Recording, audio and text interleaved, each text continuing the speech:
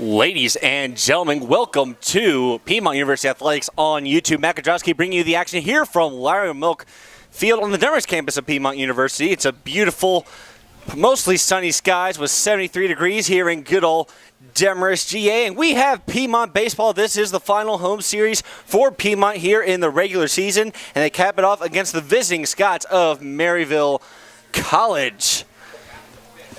Looking at how these two teams match up against one another. Maryville coming into this game 21-13 overall. Piedmont coming into this game 20-15.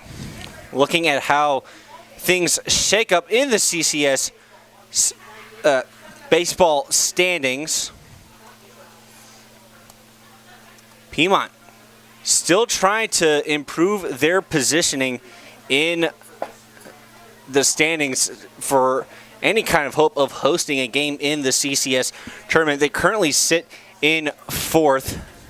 Maryville currently sits in 6th. Maryville with a 5-10 conference record. Piedmont with a 6-8 conference record. If Piedmont is able to sweep Maryville in these next 3 games today and with a doubleheader tomorrow, Piedmont has the potential to jump all the way past Huntington College, who they just faced at Huntington. That series did not end in the Lions' favor, losing the series 2-1. Now they look to wrap things up at home, where the Lions have boasted a fantastic, and I cannot emphasize enough, fantastic home record. Home record of 12-4. Their last home loss came against their last game at home. That was against Oglethorpe, in which they lost 7-3 in what was a very bizarre game. We saw 7 pitchers from the Oglethorpe Stormy Petrels take to the mound. I'm not expecting anything here of that kind of sort against Maryville College. Looking at the starting lineups for these two teams, leading things off for Maryville is number 1, the left fielder, Gabriel Lopez. I'm going to take a quick pause on the starting lineups as the Lions are taking to the field, meaning the national anthem is coming right up. We're going to take a quick break. Don't go anywhere. You're listening to Piedmont University Athletics on YouTube.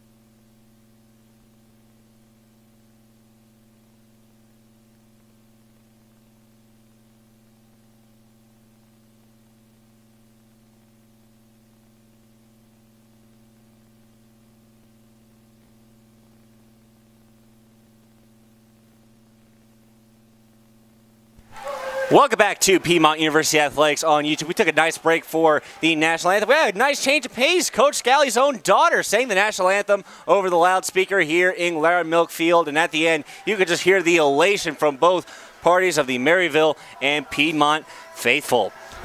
Going back to the focus on tonight's matchup, going back to the starting lineups. Leading things off for Maryville is the left fielder, number 1, Gabriel Lopez. Batting second is the shortstop, number 32, Jimmy Meredith. Batting third is the second baseman, number 28, Christian Carlton.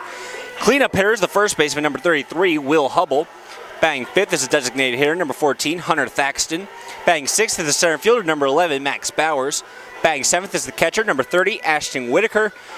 Batting eighth is the third baseman, number 24, Zach Graham. And rounding up the lineup for Maryville is the right fielder, number 5, Colin Dungworth. And starting on the mound for the Scots is the right-handed pitcher, the junior, number 40, Bryce Leonhardt. Leading things off for the Lions, it's the left fielder, number 0, Cole Ellis. Batting second is the second baseman, number 3, Colton Hicks. Batting third is the center fielder, number 26, Carter Ballstadt. Cleanup hitter is the third baseman, number 27, Kyle Carlson. Batting fifth is the catcher, number 1, Tyler Nelson. Batting sixth is the right fielder, number 23, Trace Kate. Batting seventh is the designated hitter, number 33, Carson Stravinskas. Batting eighth is the first baseman, number 24, Mac Martin. And rounding up the lineup is number 11, the shortstop, Nathan Mix. Out there on the mound, starting for the Lions, is Zeke Swartz. Swartz coming into this game with a 4-1 record, a 5.08 ERA, and 46 strikeouts.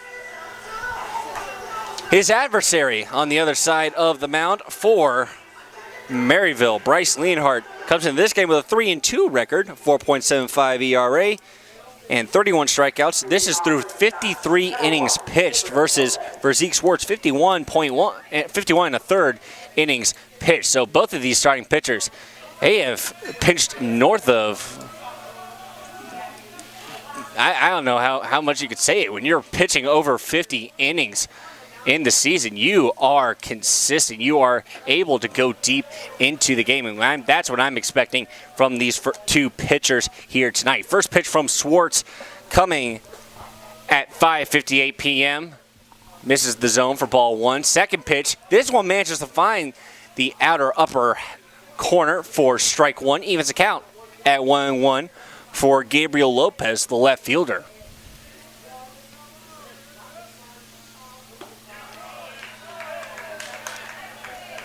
That one's going to miss the zone yet again. Brings the count to 2-1. Gabriel Lopez batting .314 so far this season. Here's the delivery high off the plate for ball three. Hitter's pitch coming up for Gabriel Lopez. He slugs just south of 500. Meaning a good share of his hits are usually resulting in more than just a single. Swing and a miss this time from Lopez brings it to a full count as he steps back into the box. Swartz on the rubber. Here's the windup and the pitch. And that one was very close. It had to have been a toss-up, possible. Just missed it by a hair. But it will be ruled ball four, and Lopez will walk to first on his first plate appearance, and brings up the shortstop, number 32, Jimmy Meredith, to the plate.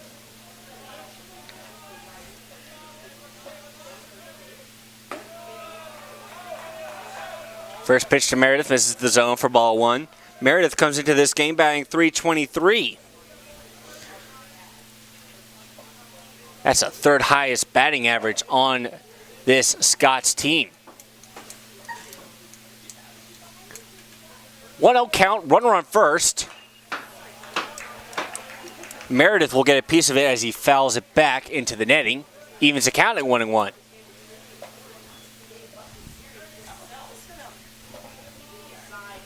The biggest takeaway, I think, for the Lions is that they need to make sure that they are solid in shutting down these Meredith hitters. The highest batting average I'm seeing is .361. That being posted by Christian Carlson.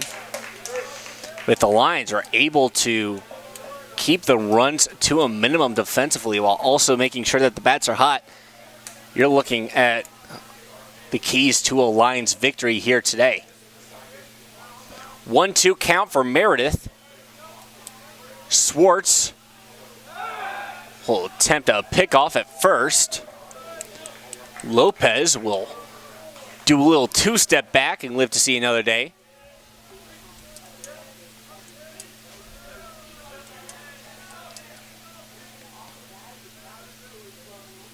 Swartz, the 1-2 pitch from the stretch, way high off the plate. Nelson having to stand up and really maximize that reach in his left arm to haul that one in and keep it from going straight to the backstop. Counts even at 2-2. Here's the pitch.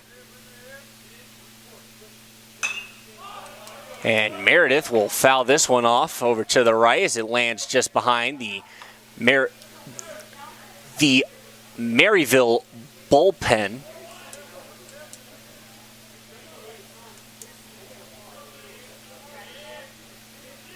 Two tango yet again. Swartz with the glance at first with the pitch. Throws off Meredith just a little bit, and I think that really must have caused Meredith to panic a little bit on that pitch. Swing and a miss for strike 3, and that's the first strikeout of the day for Zeke Swartz. And that's strikeout number 47 on the season so far. Now we'll see the second baseman, Christian Carlton, step up. He has the best batting average on the team so far, as I aforementioned, batting .361. First pitch is high off the plate and a bit far out for ball 1.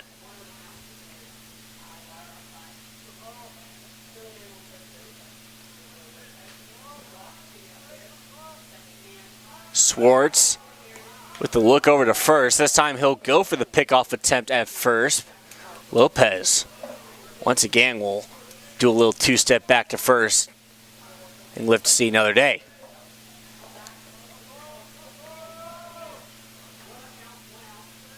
A 1-0 count. Here's the pitch, and Lopez will look to steal second. Here's the throw, and it looks like he caught him. He did. Tyler Nelson with a dagger to second to strike down Gabriel Lopez trying to steal. And that throw from Tyler Nelson, that was just plain on the money. You couldn't have put it in a better place right in the glove of Nathan Mix. He didn't even have to move his glove to try and make the tag. It seemed to throw it right where the glove should have been, and it seemed the runner just slid right into the glove for the tag. So now 2 outs here in the top of the first for Maryville. Now a 2-1 count here for Carlton. Here's the 2-1 pitch. That one's a little too far inside for ball 3.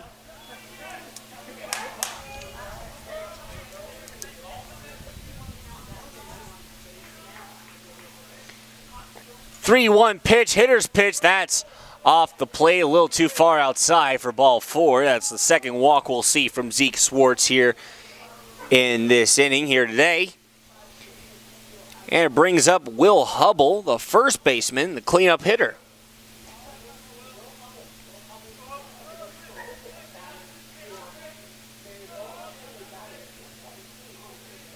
Now he must make a quick correction. Will Hubble does have the highest batting average at Maryville with .417. That being said, he's only seen 20 games, started in 18 of them.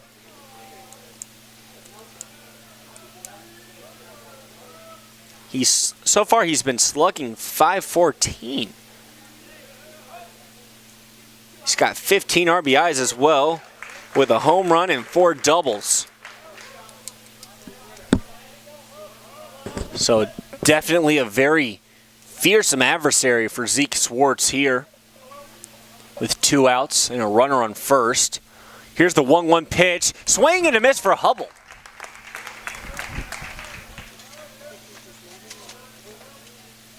One-two count for Will Hubble.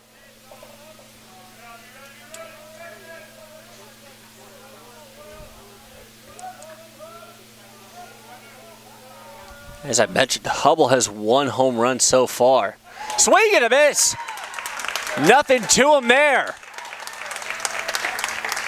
A pair of strikeouts for Zeke Swartz in the top of the first, as he catches Will Hubble swinging to wrap up the inning and holds Maryville scoreless.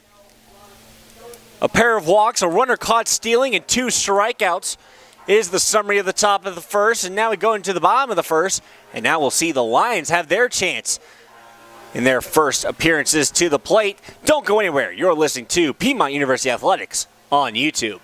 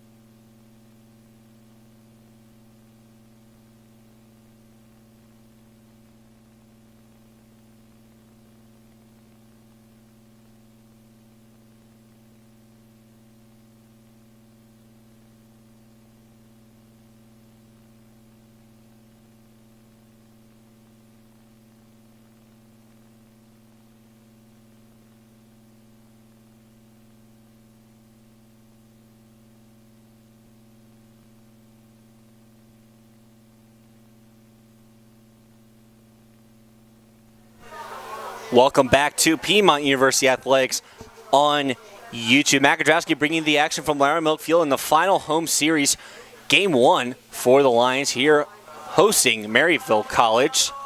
We'll lead things off here at the bottom of the first with the left fielder, Cole Ellis, who is returning from injury. This is his first game back, at least at home. And his presence has definitely been missed. He is an offensive machine. He's been batting .368, slugging .488, and he's been an excellent base runner. 21 for 23 on stolen bases so far this season. And keep in mind, he's missed a couple of games so far this season with an injury. Those are the stats through 29 games played on 29 starts. This is start number 30. Ellis is going to ground this one over into the gap, scooped up by the shortstop, and throw to first, and that'll be a ground out to lead things off. Fantastic play by Jimmy Meredith. Now we'll see Colton Hicks, the second baseman, step up to the plate. Colton Hicks, the transfer student from, get this, Maryville College. He's really found a home here at Piedmont, batting .341, slugging .486. You have to imagine against his former team, Colton Hicks probably wanting to show his team a few things. First pitch to Hicks, 0-1. Here's the delivery. Hicks off the butt of the pitcher. He'll advance to first off of what I could only call an assist from the pitcher's derriere. That's got to be a stinger for Bryce Leonhard. It'll still go down as a single for Colton Hicks. And it looks like he'll get checked out by training staff. So it looks like Leonhard will walk off that stinger.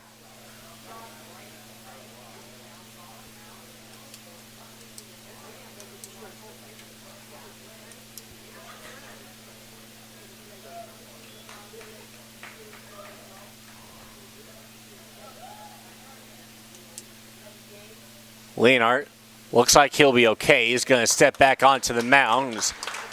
We hear the applause erupt here at Maryville Field. And the Lions get the first hit of the day. And up to bat is Carter Ballstadt, the center fielder. And we'll see Leonhard go for a couple warm-up pitches, seeing if he can still pitch after taking what I can only call an absolute bullet straight to the side. And now we see Carter Ballstadt step up to the plate. And if you are a Lions fan, this is exactly the guy you want to see stepping up right now. He's batting .338, slugging .581. He has been fantastic at getting on base and making sure he's getting more than just a single. First pitch to Ballstadt. Going to miss the plate for ball one. Something else to know about Ballstadt, he has 6 home runs this season. And he knows how to leave the yard, and he especially knows how to leave the yard here in Maryville Field. Second pitch finds the zone for strike one, and we see a bunch of ones here in the bottom of the first. Isn't that ironic? 1-1 pitch, now a 1-2 count. Still scoreless here in the bottom of the first.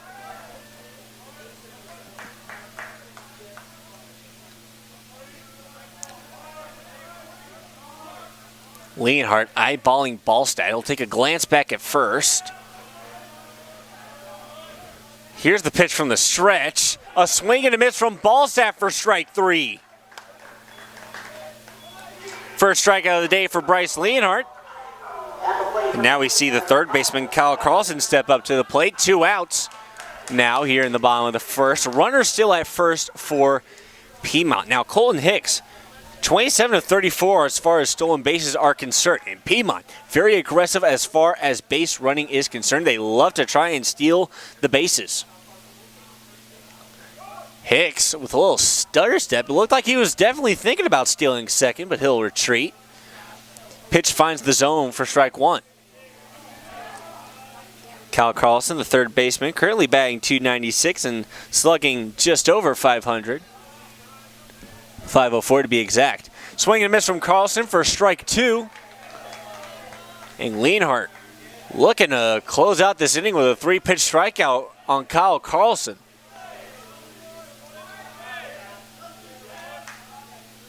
Carlson has 4 home runs, 2 triples, and 12 doubles this season.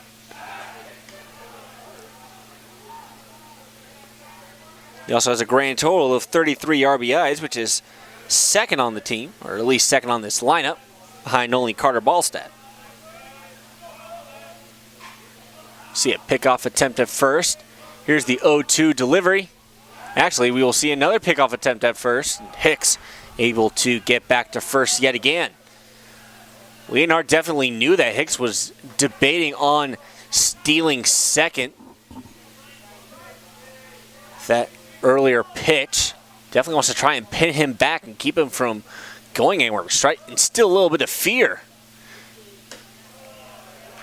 This pitch is high off the plate for ball one.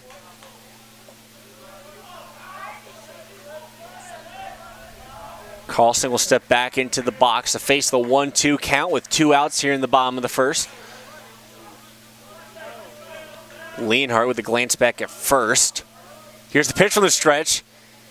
Hicks yet again looking to try and steal second, does not commit as he retreats back to first.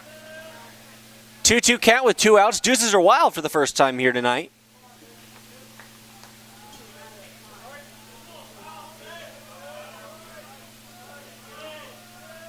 Two delivery to Carlson.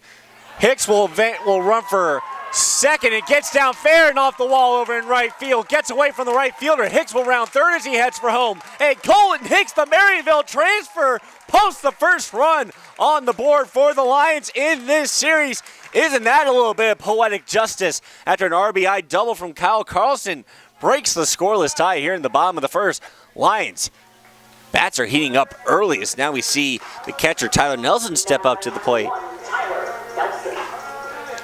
It'll go down as the 34th RBI for Kyle Carlson. And the 42nd run scored by Colton Hicks in this season. Nelson will step into the box. We have a runner at second for the Lions. 1-0. Lions currently lead. First pitch to Nelson. Finds the lower half of the zone for strike one.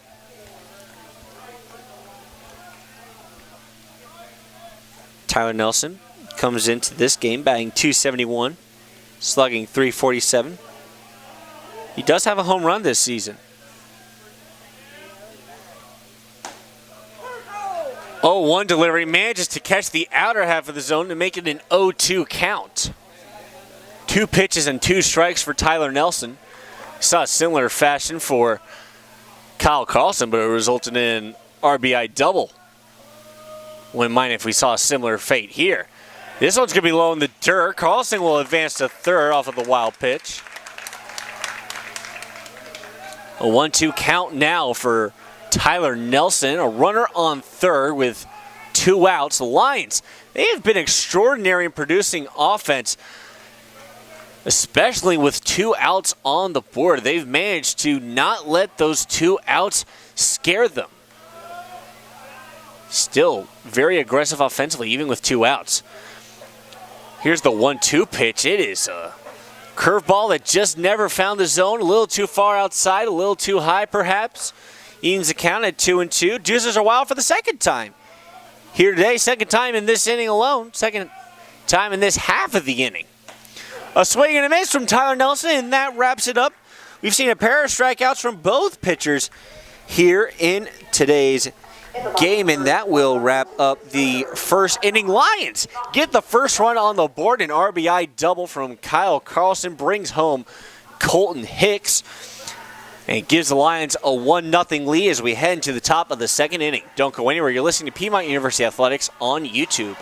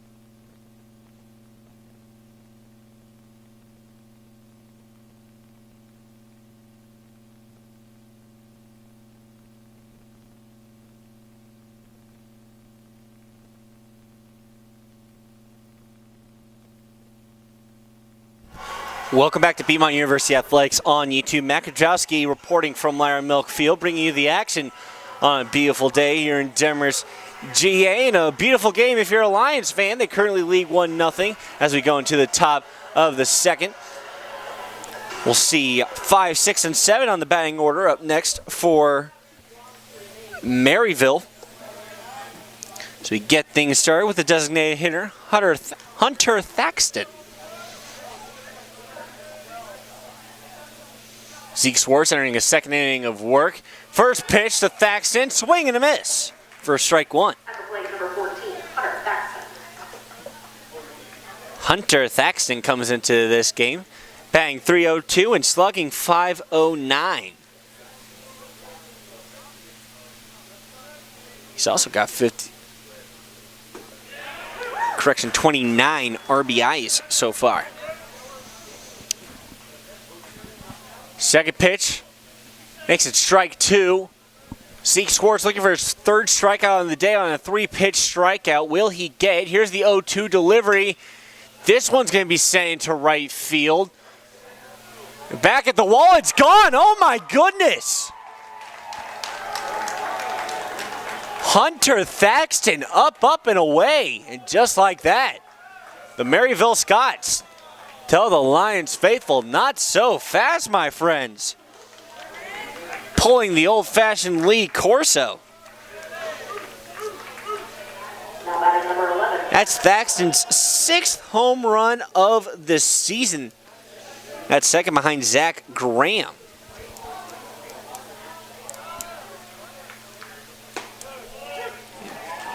And now we see Max Bowers, the center fielder, step up.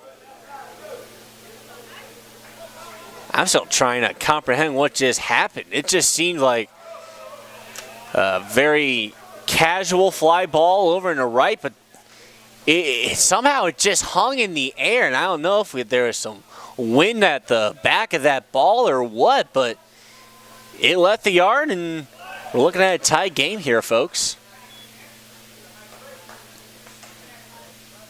Swing and a miss for Max Bowers makes the count 1-2. And I should mention, we do have a nice little disclaimer on the outside of that wall, warning anyone who parks their car there, people like me at least. Mixed with the field and the throw to first for ground out. A beautiful, beautiful seamless play. This infield for Piedmont has just been in sync all year, especially at home. That's the first out for Maryville here in the top of the second, and we'll see the catcher, Ashton Whitaker, step up. Whitaker batting an even .300 and slugging .418. First pitch catches the zone for strike one.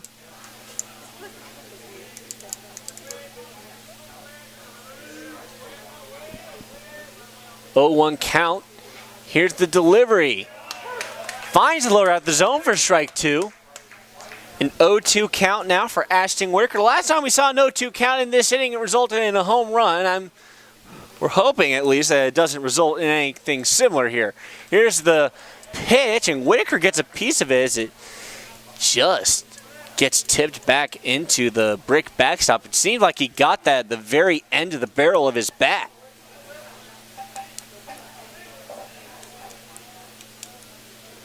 And if you're curious, Ashton Whitaker has 2 home runs so far this season.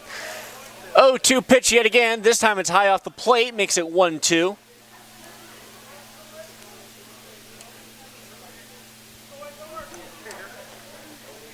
A 1-2 count with 1 out. Zeke Swartz with the pitch. Whitaker fouls it back. It takes a little doink off the corner of the sign that says Maryville Field. Bit of a cattywampus bounce.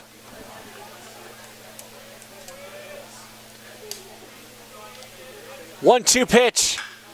This one gets sent. It's going to be popped up. It looks like it'll go down in right field. Trace Kate looking to chase it down. A sliding play. Did he make the catch? Yes, he did. Oh, my goodness. The right fielder, Trace Kate, somehow finds the nitro.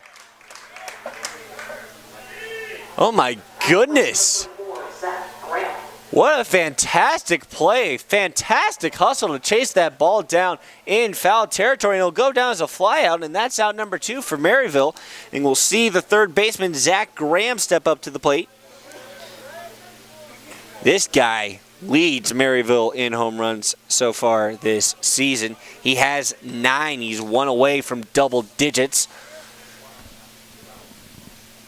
First pitch off the plate for ball 1. Swing and a miss for strike 1 to even it up. Zeke Schwartz, a sophomore, absolutely fearless right now against the junior, Zach Graham. 1-1 pitch will be in the dirt for ball 2.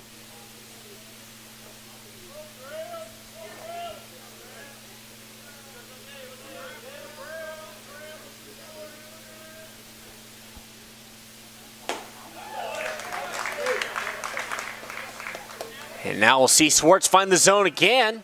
Evens the count at 2-2, and the Juicers are wild for the third time here today. And we're only through 1.5, technically. Here's the 2-2 pitch. Swing and a miss for strike 3. Oh my goodness, Zeke Schwartz. The tip of the cap to you, sir. That's your third strikeout of the day, and it couldn't have come in a more clutch time against arguably the best hitter for Maryville. So we see a home run to lead things off for Maryville in the top of the second. It evens things up at 1 run apiece. And then we see a ground out, a fly out, and a strikeout. But I must emphasize that with that fly out, Trace Kate, the right fielder, a brilliant play to chase it down in foul territory. And that makes a difference as the Lions go into the bottom of the second, tied 1-1. So far, with the score tie going into their innings, they've been able to break the tie. That being said, we've only been through 1 inning, but who knows? Maybe it's a pair that'll continue here in the bottom of the second. Don't go anywhere. You're listening to Piedmont University Athletics on YouTube.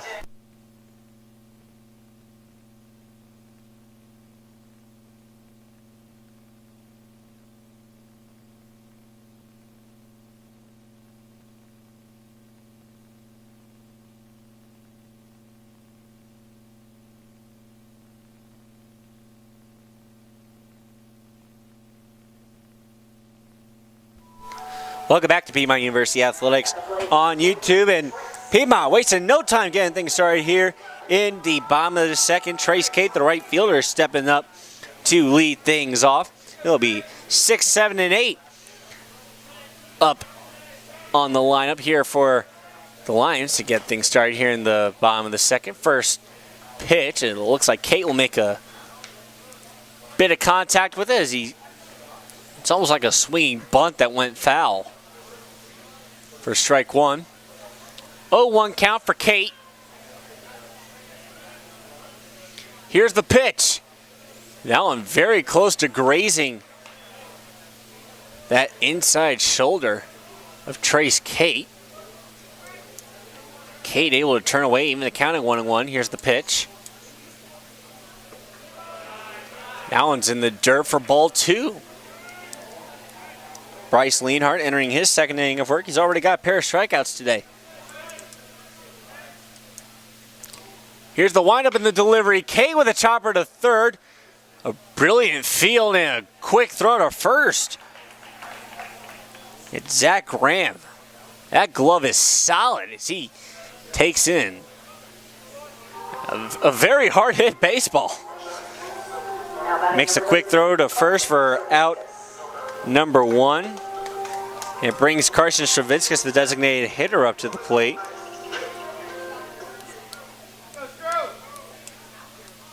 Stravinskas has been quite formidable as far as offense is concerned.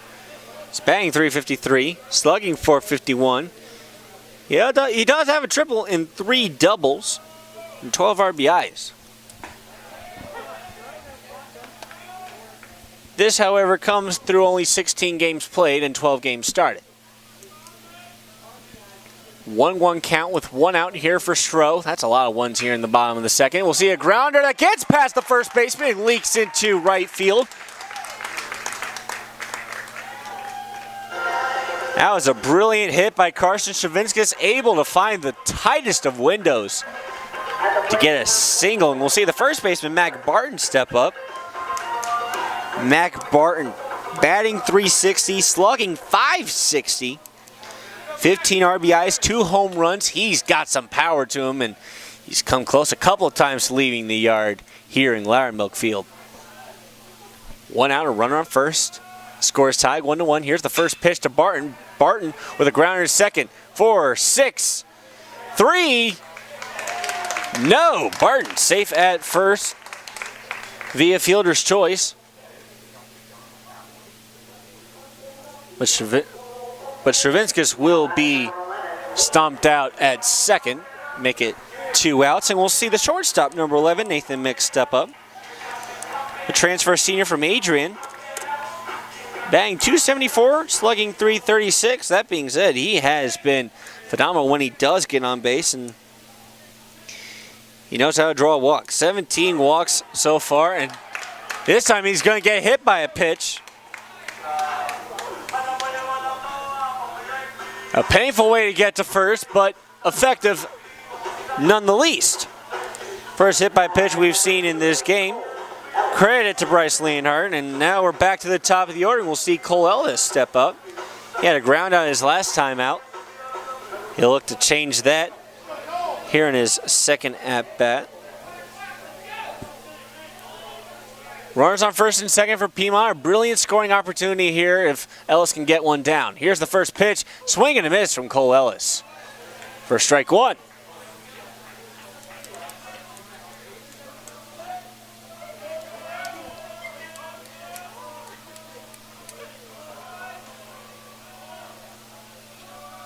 Oh, 1 count for Ellis. Leonhardt with a glance back at second. He'll commit to Ellis. Here's the pitch. Ellis with a check swing. First base umpire will rule that Ellis did not go around. It'll be ball 1 and evens the count of 1-1. Leonhardt. That seemed more like a windup there. Finds the zone. A beautiful pitch down Broad Street for strike 2. A 1-2 count for Ellis here with 2 outs and runners on first and second for Piedmont. Score is tied 1-1. Leonhardt with the pitch from the stretch. Ellis gets this one at first. He gets down. We'll see Mac Barton round third. He'll stay where he's at. Ball gets away from the catcher. You hear some O's from the Piedmont faithful. They know that one was close, but a single from Cole Ellis advances all runners. Nobody comes home, though. And now we'll see Colton Hicks step up to the plate. Bases are loaded here in the bottom of the second, and the most ironic thing that I can say about that is I was talking to Colton Hicks' family, and they were saying that they hope he gets a grand slam here today. He's lined up to do that right now, and if he does, I might just put down my headset. I don't know what else to say. First pitch to Hicks. Away for ball 1.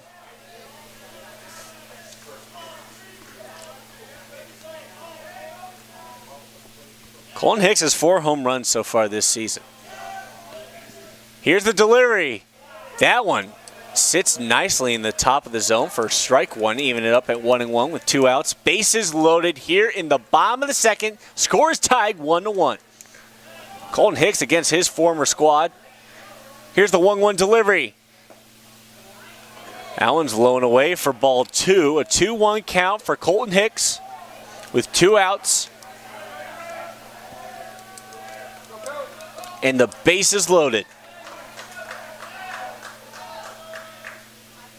Hicks is going to pop this one up, and we'll see the catcher try to track it down, and he will make the play for the pop out for out number 3. Well, it was exciting for a very brief period of time here in the second. You saw the bases loaded for the Lions, but ends with a pop out. The Lions unable to score in the bottom of the second. Score remains deadlocked at 1 aside as we go to the top of the third. Don't go anywhere. You're listening to Piedmont University Athletics on YouTube.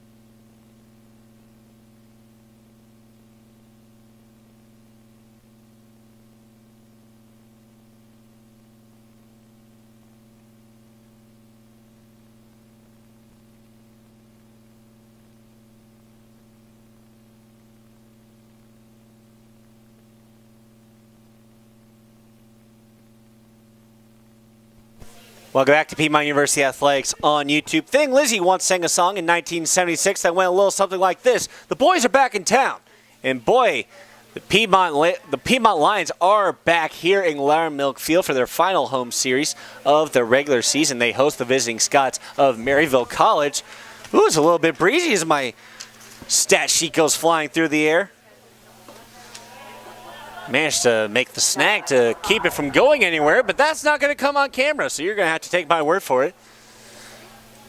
We're going to get started here in the top of the third. This is going to be popped up in foul territory, and it touches down right in the Maryville bullpen. So the right fielder, Colin Dungworth, starting things off for the Scots. 9-1-2 on the lineup to lead things off. Last time we saw the Scots, it was a leadoff home run from Hunter Thaxton to notch their first run on the board and tie things up at 1 run apiece. Second pitch to Dungworth is off for ball 1. This one gets sent to right field. It'll touch down. Kate over pursues it a little bit. Dungworth going for second. He'll stay where he's at. It'll be a leadoff double, as the Lions are just able to keep it under wraps. Keep it from being any further damage. I'll go down as Dungworth's second double of the season. Came in batting .311 and slugging .333. Now we're back to the top of the lineup, and we see Gabriel Lopez, the left fielder, step back up to the plate. He had to walk his first time up and was caught stealing later on. We'll see a bunt attempt that somehow gets fouled back. I don't know how much velocity you have to have on a pitch for a bunt to be fouled back into the netting. But lo and behold, that's what we just saw before us. 0-1 count for Lopez. Zeke Schwartz entering his third inning of work. He's got 3 strikeouts and 2 walks. Lopez sends this one to right field. Trace Kate won't have to move at all this time to make the play. Dungworth will tag up and advance to third on the sac fly. A fly out from Lopez advances Dungworth from second to third, and we'll see Jimmy Meredith, the shortstop, step back up to the plate.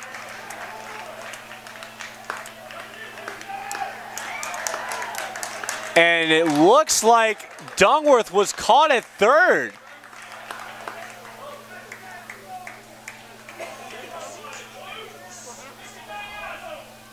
I don't really know what happened. I took my eyes off for a brief second to look at who was up next, but it looks like Dungworth was caught at third.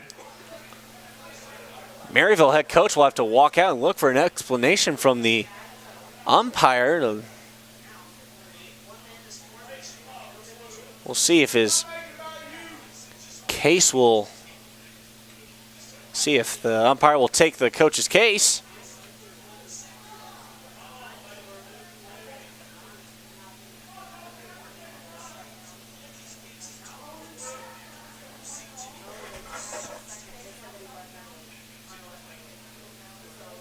It appears that the ruling is that Dungworth left second base early before the catch was made. He did tag up, but he left his base before the catch was made. By rule, he still has to stay at second. At the very least, he could have made a stutter step. He would have beaten the throw to third by a mile.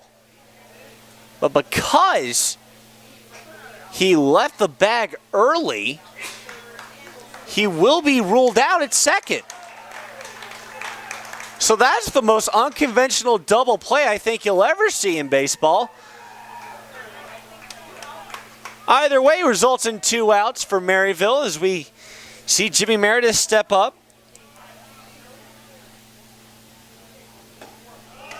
Swing and a miss for strike 1. Yeah, strikeout his last time out. Zeke Schwartz would just love to see lightning strike twice here. Meredith will foul it back. Brings the count to 0-2 with 2 outs. Score is still deadlocked at 1. Zeke Schwartz on the 0-2 count. Here's the delivery from the windup. Finds the inner half of the zone for strike three. A three-pitch strikeout from Zeke Schwartz. Good golly, Tamale. He is hot right now on that mound. That's his fourth strikeout of the day. We're only through 3 innings. A brilliant pitch catches Meredith looking in a bizarre way to end this inning. We see a leadoff double from Colin Dungworth. Then we see a fly out from Gabriel Lopez. What we thought was a sac fly that advanced Dungworth from second to third, but Dungworth left the second base before the catch was made. As a result, he was ruled out at second. And then we see the strikeout from Jimmy Meredith to close out the inning. So the Lions hold Meredith scoreless in the top of the third. Score still tied 1-1. Don't go anywhere. You're listening to Piedmont University Athletics on YouTube.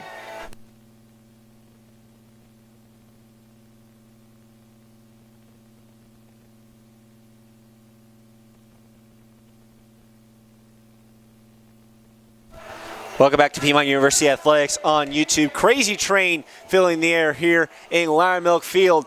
Crazy would be a great way to describe the top of this inning earlier. And if I want to make a good train reference, we saw a train leave the station a little too early, as we saw Colin Dungworth leave second before the catch was made off of a fly out from Gabriel Lopez. He was ruled out at second, and then we saw a strikeout to end the inning. So that's how Maryville ends up scoreless in the top of the third. We get things started here in the bottom of the third, leading things off with the center fielder, Carter Ballstadt. Second pitch to Ballstadt. Finds the zone for strike 2. Ballstadt had his strikeout his first time up. He will look to not repeat that here. Here's the 0-2 pitch, high off the plate for ball 1.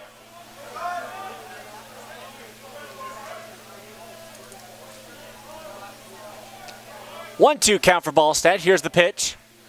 Swing and a miss from Ballstadt. Back-to-back strikeouts from Carter Ballstadt. That's the third strikeout of the day from Bryce Leonhardt. It brings Kyle Carlson, the third baseman, back up. Carlson had a RBI doubles last time out that brought home Colton Hicks, and that was the first run we saw today. That was the first run of the game. Carlson will get a piece of it as he fouls it back. Got Massing got up here in the press box.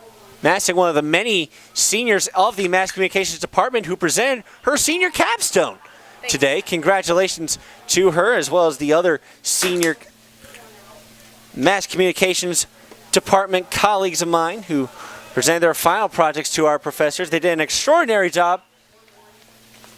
See, a ground to third goes off the glove of the third baseman.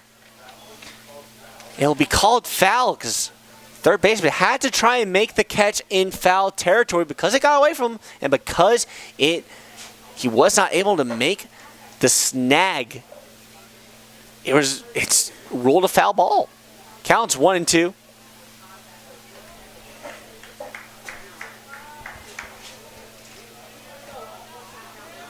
Carlson will step back into the box. A 1-2 count with 1 out. Here in the bottom of the third. Score is still tied at 1-1. Here's the delivery, a swing and a miss from Carlson. Back-to-back strikeouts from Bryce Leonhardt. Woo! Both of these pitchers are just, I don't know, hot as Takis right now. That's the only way I can say. They are explosive like dynamite. Now we see Tyler Nelson step up. Catcher had a strikeout his last time out.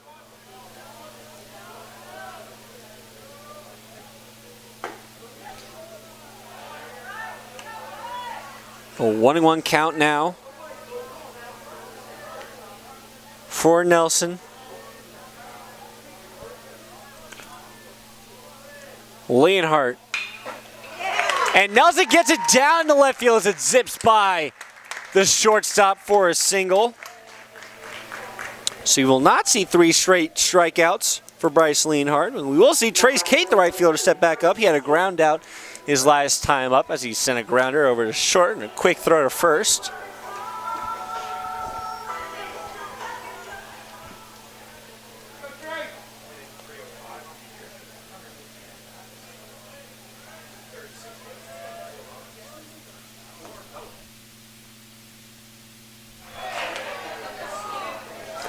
First pitch to Kate finds the zone for strike 1.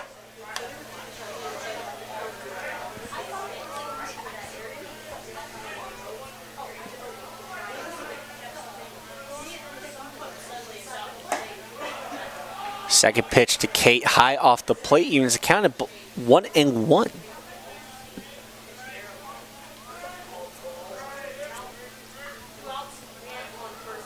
and one is the count. Runner on first. Here's the delivery. And that off-speed pitch somehow manages to find the inner half of the zone for strike 2. A 1-2 count for Nelson. Actually, correction, Trace Kate. 1-2 count for Kate with 2 outs. Leonhardt will commit. That one's low in the dirt for ball 2. And deuces are wild for the 4th time here today. It's only the 3rd inning.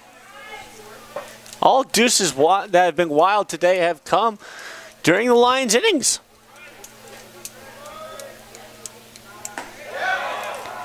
See the 2-2 pitch. Missed the zone barely for ball 3. Saw the Maryville faithful. They thought for sure they had a K there. So a full count now for Trace Kate. Runner on first, 2 outs. Score is tied 1-1.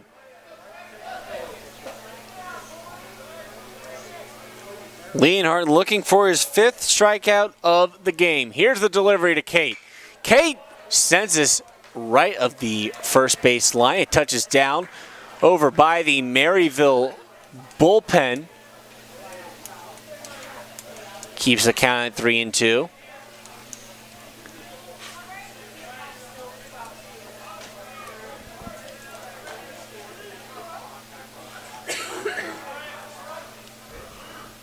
Leonhardt to Kate. Kate sends this one into left field. The left fielder looking to track it down. He makes the catch for out number 3. And somehow, that fly ball from Trace Kate, that one looked like it had a better chance of leaving the ball than the home run we saw earlier from Hunter Thaxton. I don't really know what you can make of that. I don't know if it's the lighting or the angle, the POV. Thought for sure that one had a chance, but it just dies down at the very end. A simple catch from the left fielder, Gabriel Lopez, for out number 3. Lions are out scoreless at the bottom of the 3rd. We go into the top of the 4th. Score is still tied at 1 run apiece. You're listening to Piedmont University Athletics on YouTube.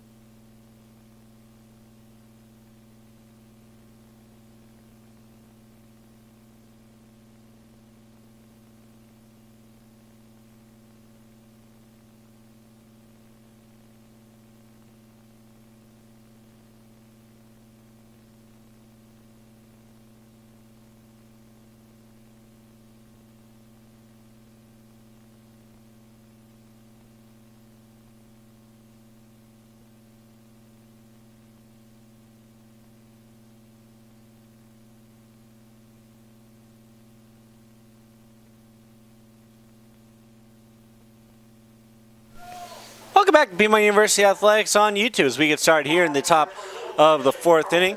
Going to lead things off with Christian Carlton, the second baseman and 3rd man on this lineup for Maryville. Be 3, 4, and 5 up next. Last time we saw Christian Carlton, he had a walk his first time up. Zeke Schwartz entering his 4th inning of work. Here's the first pitch. Finds the zone for strike 1. Both of these pitchers today have been phenomenal. 4 strikeouts for each of them today. Swing and a miss for Carlton for strike 2. Zeke Schwartz looking to make it 5 strikeouts today. Goodness.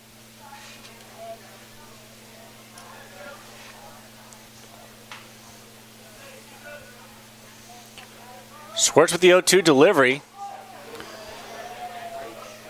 It's a very strange windup, almost like a stutter step as his leg kind of just dangled there. 1-2 count. Here's the pitch. In the dirt for ball 2.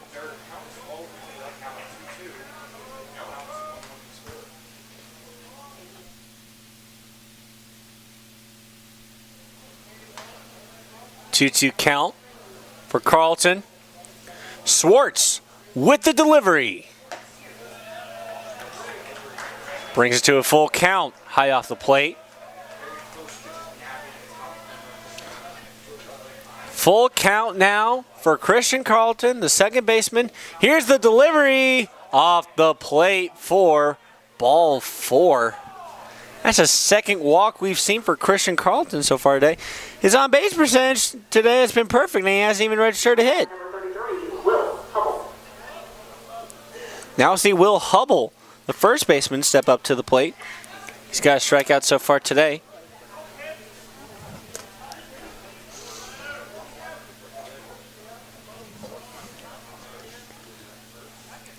Schwartz with the first pitch to Hubble. Finds the zone for strike 1. A beautiful breaking ball that paints the outer half.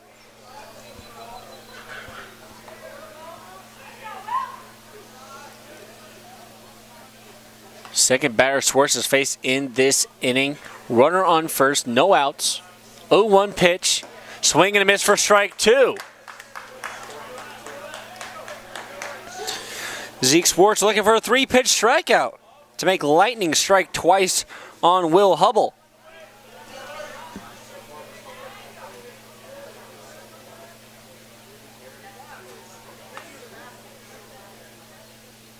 Schwartz with the 0-2 count. Down just a little low of the zone for ball 1. Brings the count to 1-2. Schwartz still ahead of the count. He has nothing to worry about here. I don't think we need to go chaser pitch here right now. This one's going to be popped up over to second, and Colton Hicks will make the catch for out number 1. A pop out for Will Hubble brings Hunter Thaxton up to the plate, the designated hitter. He has a home run today. That was the run that tied things up for the Scots. He got that home run with facing an 0-2 count. First pitch, actually, it's going to be a pickoff attempt at first.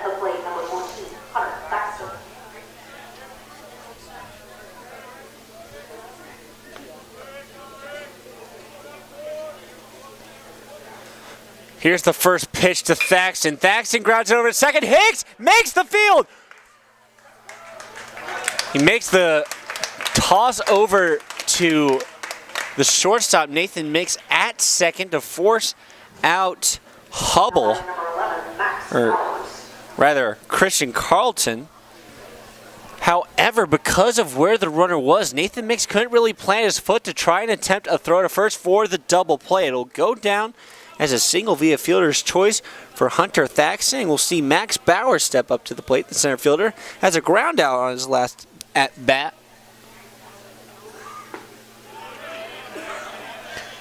First pitch misses the zone for ball 1.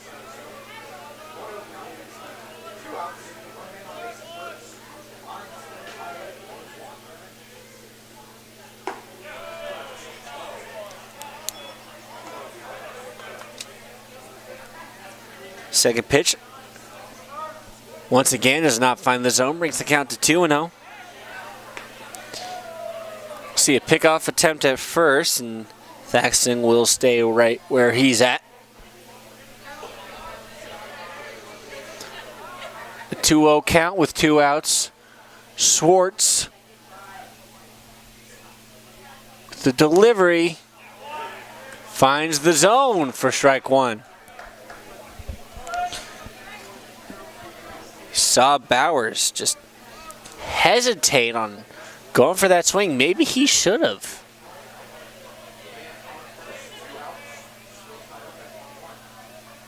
Two-one count with 2 outs. Here's the pitch. Swing and a miss. And oh, that one seems to hit Nelson. Along the way, Nelson goes straight to the dirt. And we will see the trainer have to go over to check on Nelson. We'll also see a visit from Coach Scally and the third base running coach. Check out Tyler Nelson. We're going to take a quick break here. Don't go anywhere. You're listening to Piedmont University Athletics on YouTube.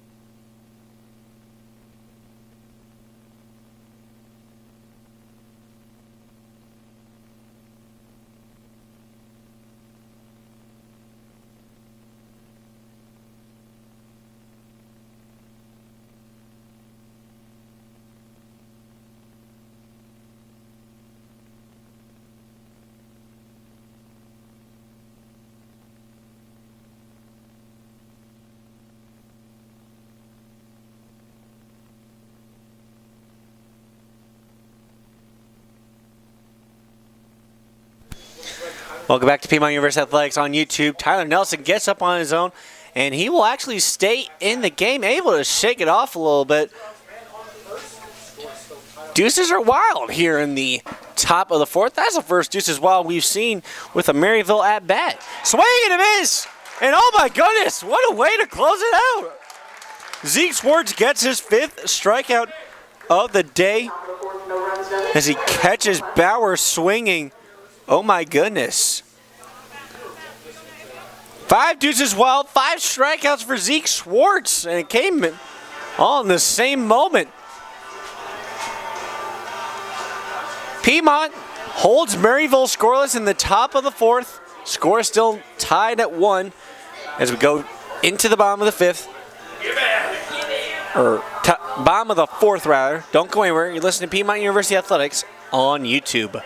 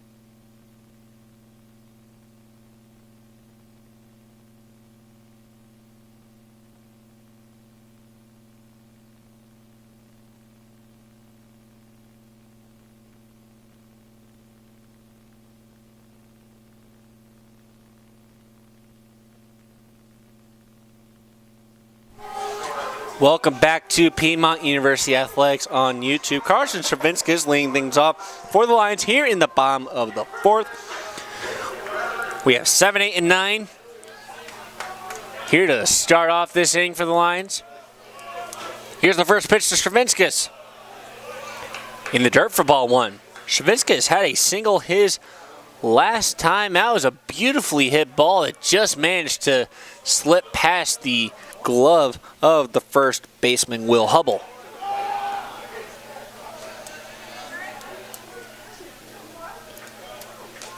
Two-0 count now for Stravinskas.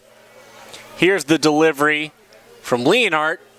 That's off the plate yet again, just outside. For ball 3. Leonhardt entering his 4th inning of work. He's got 4 strikeouts.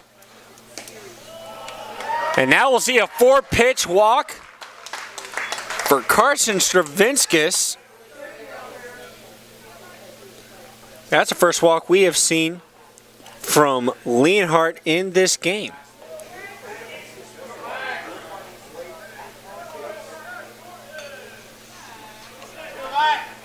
Now we see Mac Barton, the first baseman, step up to the plate. Mac had a single, but it was via fielder's choice that resulted in the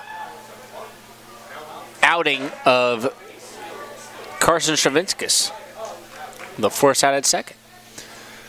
We'll look to not have that happen here on this plate appearance. 1-0 pitch barely touches the zone. I say barely because it was called a strike. I'm not sure if I'd agree with it, but that's not really my decision now, is it? 1-1 count with a runner on first. Score is tied at 1-1. Barton going to send this one over to center. That's a pretty routine flyout from Max Bowers. Stravinskas will stay where he's at first, and it brings the shortstop Nathan Mix up to the plate.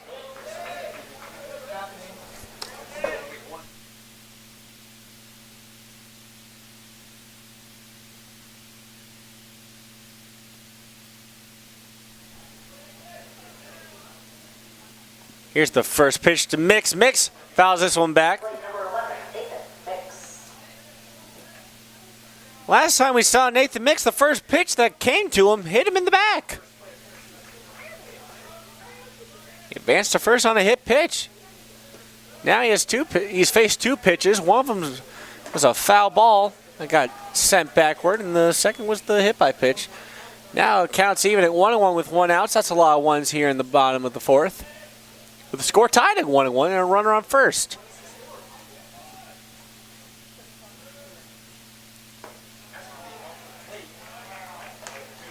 One pitch is off the plate for ball 2. Mix really knows how to extend these at-bats and really push the count. We'll see a swing and a miss. It'll actually get fouled straight into the dirt. Evens the count at 2-2.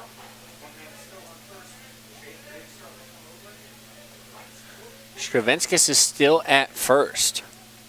Now, if you're curious about what Stravinskas' stolen base percentage is, it's 2 of 2. And now it manages to find the zone for strike 3, and you hear some groans from the Piedmont faithful. I can't really say that I blame them. Well, that'll go down as the 5th strikeout for Leonhardt. And we're back at the top of the order yet again with Cole Ellis.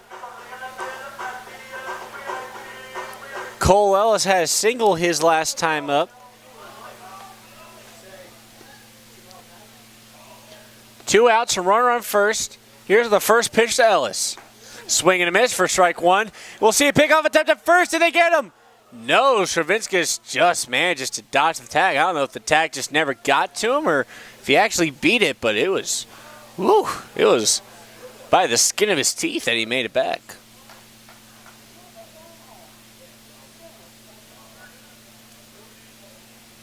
Oh, 1 count for Ellis. Here's the pitch.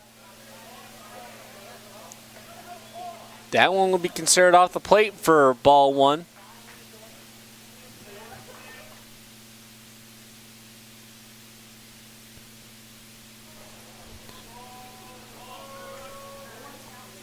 One count for Ellis. Here's the delivery. High off the plate for ball 2. Almost grazing Ellis's nose.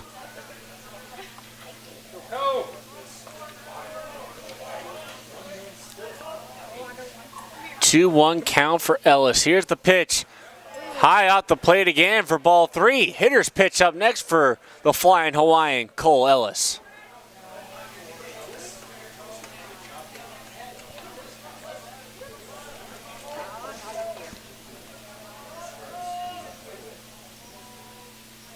Here's the pitch. Too far outside for ball 4. Ellis will take a trot over to first. And brings up Colton Ellis, the second baseman.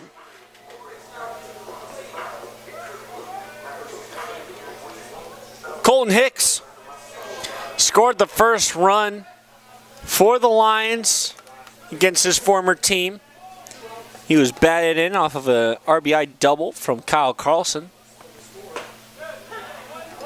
First pitch to Hicks somehow finds the inner lower half of the zone for strike 1. Runners on first and second. Last time we saw Hicks step up, he's in a situation with the bases loaded and ended with a pop out. Right now, Hicks has to step out. Looks like he got some dirt in his eye.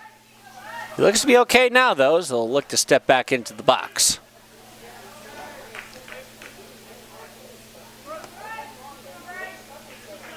One for 2 on the day for Hicks. Single and a pop out.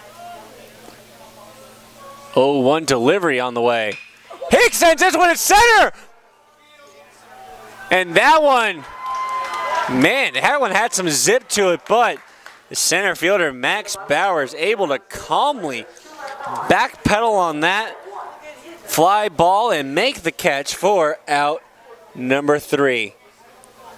Goodness gracious, I think Colton Hicks made some heart stops here. Some hearts stop here in Maryville Field, which is kind of ironic because we just had the song Flatliner play before that inning. It's okay, Lions fans. Your hearts can beat again. Score still tied at 1-1. Lions go scoreless, leaving 2 runners on base. And we now head to the top of the 5th. Don't go anywhere. You're listening to Piedmont University Athletics on YouTube.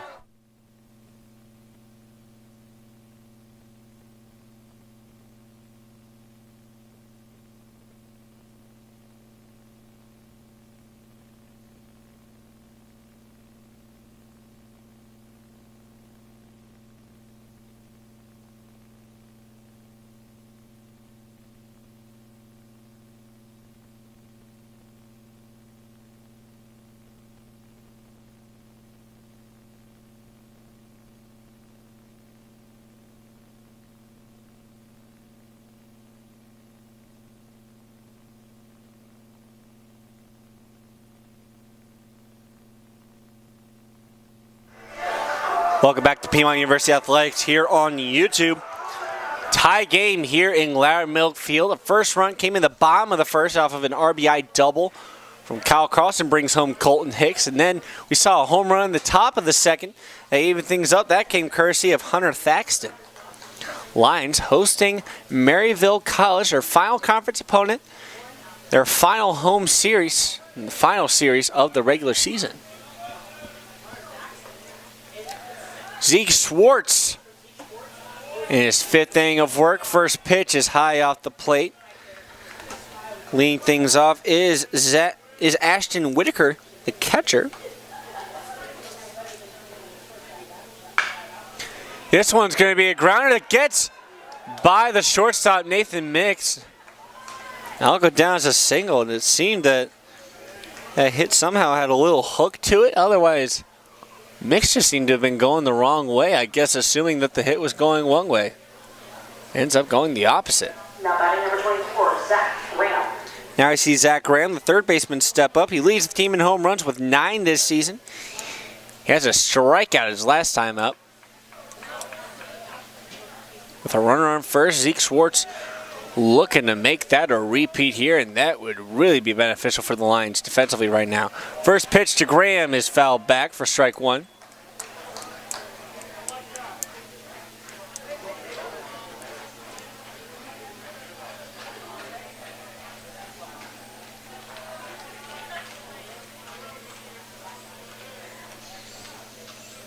0-1 count for Graham. Swing and a miss for strike 2.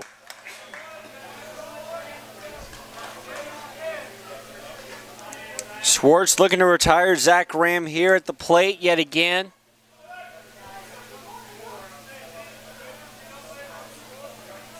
A runner on first. Here is the pitch, and it's actually a pickoff at first, but Whitaker will get back to the bag with a couple of steps. Crisis averted if you're a Scots fan. Or rather, crisis non-existent. A swing and a miss from Zach Graham. Strikeout number 6 for Zeke Schwartz. Oh my goodness. Now batting number 5, Colin. Zeke Schwartz is cold as ice right now. Back-to-back strikeouts from Zach Graham. 6 strikeouts in this game, and we're only through 4 1/3. Well, he's through 4 1/3. Now we see Colin Dungworth, the right fielder, step up to the plate. First pitch to him. Misses the zone for ball 1. We saw a bizarre case the last time out with Colin Dungworth. He had a double to lead off the 3rd. And then we saw a fly ball from Gabriel Lopez to center. Dungworth, apparently when he tagged up, left the base early before the catch was made, and he was ruled out at second. Even count at 1-1 for Dungworth. We'll see a pickoff attempt at first. Once again, 1-1 is the count with 1 out. A lot of ones here in the top of the 5th with the score tied at 1-1 with a runner on first. Schwartz with the delivery. Off the plate for ball 2.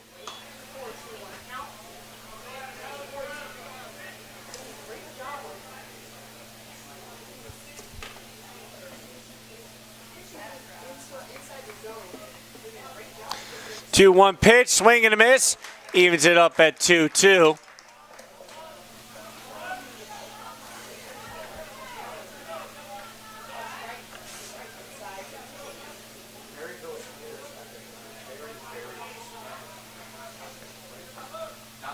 Schwartz with the pitch from the stretch, a swing and a miss for strike 3. Strikeout number 7 for Zeke Schwartz in this game. And we're back at the top of the order with Gabriel Lopez. Number 1, Gabriel. He was walked at his first plate appearance, but was caught stealing later. Then he had a fly out that resulted in an incredibly unconventional double play. Here's the pitch, and it's actually another pickoff at first.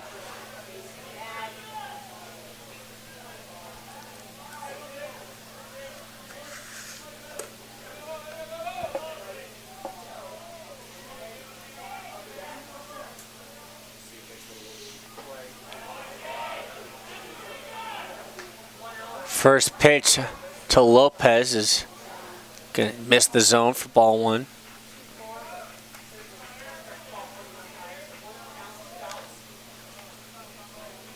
One-0 delivery. Off the plate, make it 2-0.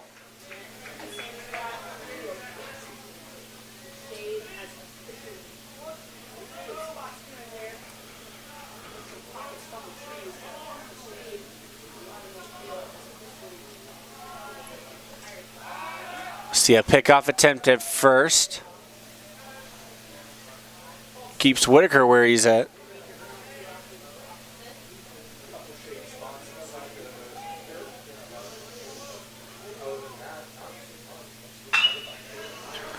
This one's going to get sent to center and it'll get down. Whitaker will stay at second.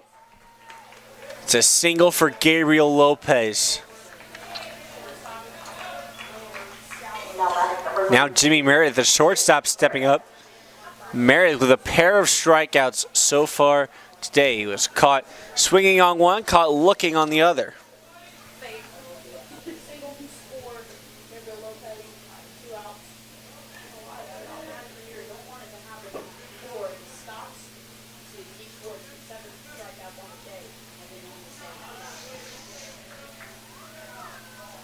Here's the pitch. Now it gets in to left, it'll get down. We'll see Whitaker around third. A throw for home. Actually, no, we'll see a tag at third. Did they get him? Yes, they did. Does the run count, though? Because we saw Whitaker head for home. And it looks like he scored before the out.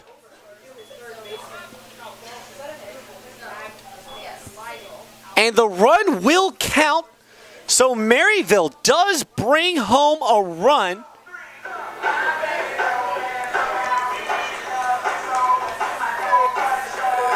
That could have been a tighter window to get that run to break the tie. Technically goes down as an RBI for Jimmy Meredith. That brings home Ashton Whitaker from second. He rounded third, managed to come home before the force out at third to eliminate Gabriel Lopez. So Maryville will take a 2-1 lead here in the top of the fifth. As we go into the bottom of the fifth, Lions looking now to play a bit of catch-up now. Let's see if they can even things up. We'll take a brief break. You're listening to Piedmont University Athletics on YouTube.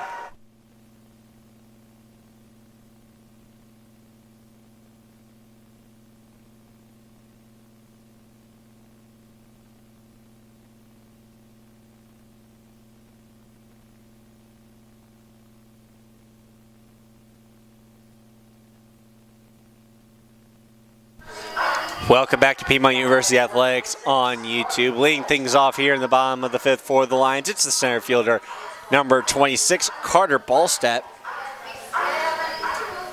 Hasn't been Ballstadt's day so far, a pair of strikeouts in both of his at-bats so far in this game. Maryville takes a 2-1 lead at the very, very end of the top of this inning. Saw a run come home just before the tag for out number 3. That breaks the 1-1 tie. First pitch to Ballstadt's in the dirt for ball 1. Here's the 1-0 pitch high off the plate for ball 2.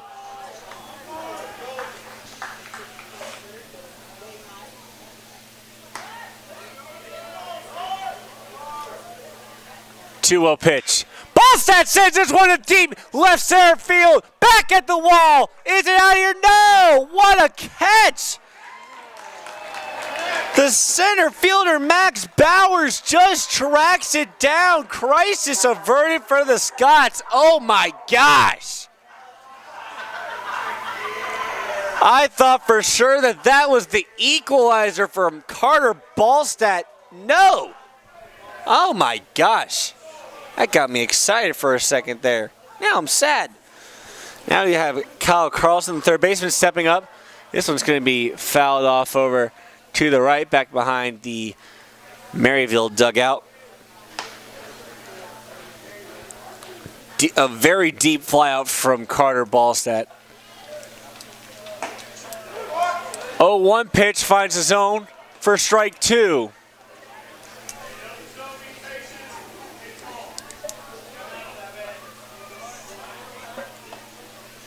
0-2. Cal Carlson sends this one to center.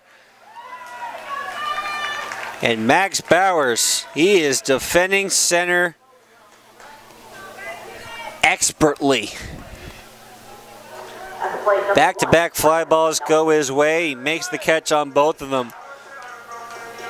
Now we have 2 outs, bringing the catcher Tyler Nelson back up to the plate. He has a strikeout and a single so far. 1 for 2 on the day. Here's the first pitch. Finds the lower half of the zone for strike 1. And all the excitement. I don't even have enough time to mention how this is Bryce Leonhardt's 5th inning of work. Nelson with a grounder that gets by the third baseman. Leaks into left field for a single. And it brings Trace Cape back up to the plate. The right fielder has a ground out and a fly out so far.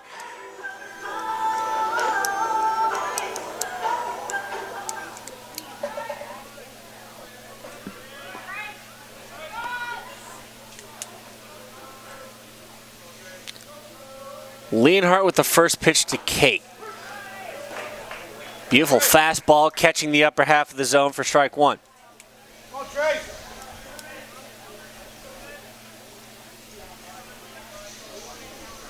0-1 count now for Trace Kate. Here's the delivery. This one's grounded, gets past third yet again, gets into left field. It's another single. Nelson will advance to second. And now back-to-back singles from the Lions. And they are in extraordinary position right now to score here with runners on first and second. We see the designated hitter Carson Stravinsky step up to the plate. His on-base percentage so far today? Perfect. A single and a walk so far. We'll see a quick mound visit. And now we see the Maryville coach making a trip to the mound to have a word with Bryce Leonhardt. Guess to see how he's feeling, see if he feels confident he can get out of this inning.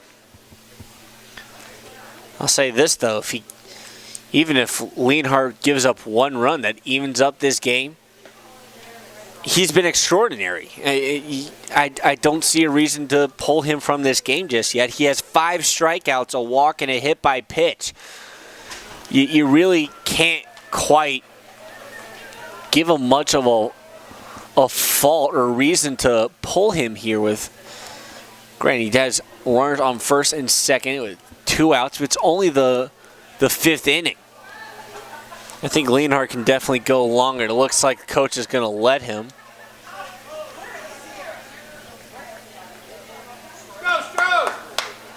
Stravinskis will step into the box. Runners on first and second with 2 outs here in the bottom of the 5th, down by 1. Leonhardt with a glance back at second. Here's the pitch from the stretch. And Stravinskis has to slide the feet back a little bit to avoid having that pitch clip him in the knees. 1-0 count for Stravinskis.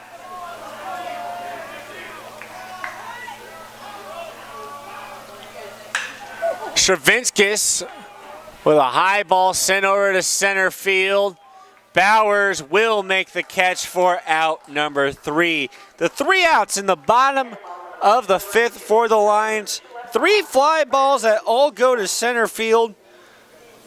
All caught by Max Bowers. But we did see a pair of singles that made things exciting. We saw runners on first and second. The Lions had a position to score and at the very least try to tie things up. All for naught here as now we go to the top of the 6th, and Zeke Schwartz will go into his 6th inning of work. He has 7 strikeouts so far today. He has been lights out. We'll see how he does here after we take a quick break. You're listening to Piedmont University Athletics on YouTube.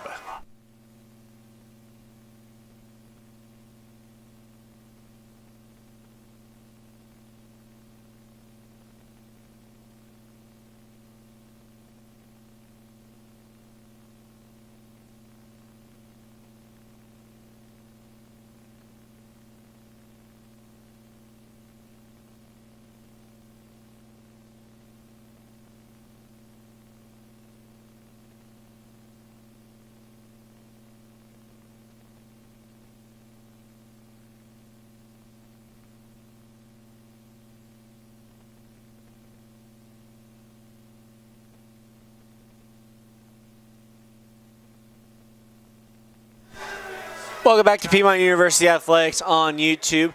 Lions trail 2-1 here as we enter the top of the 6th inning. Zeke Schwartz entering his 6th inning of work. He has been a tremendous bright spot for the Lions here tonight. 7 strikeouts so far tonight with a pair of walks. And once again, we're only entering the top of the 6th. Lead things off with Christian Carlton, the second baseman. Schwartz with the first pitch to Carlton, high out the plate for ball 1.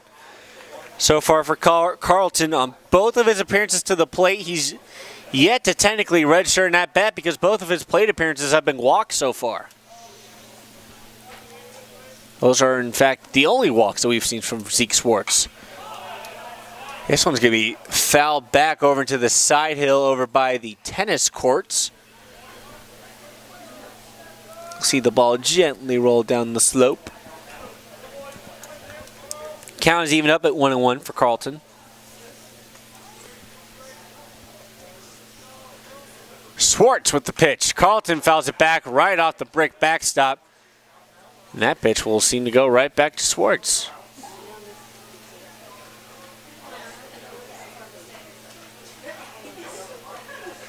And Schwartz will get a new baseball.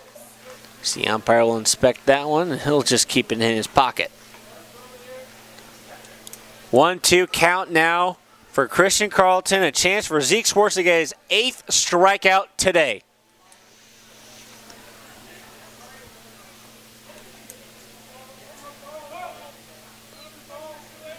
Schwartz with the windup and the pitch off the plate for ball 2. Count is evened up in 2-2.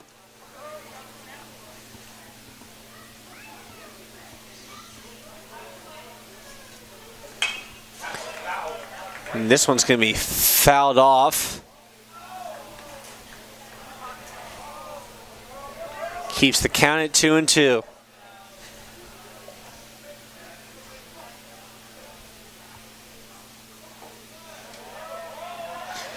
This 2-2 pitch will be in the dirt, bring it to a full count, 3-2.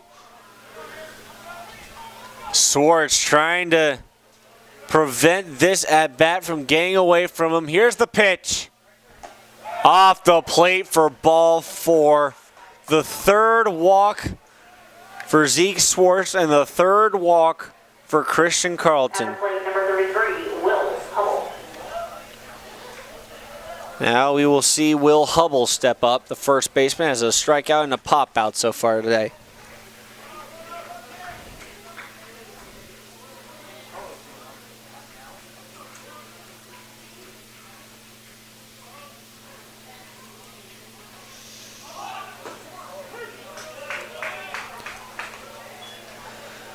First pitch finds the zone for strike 1.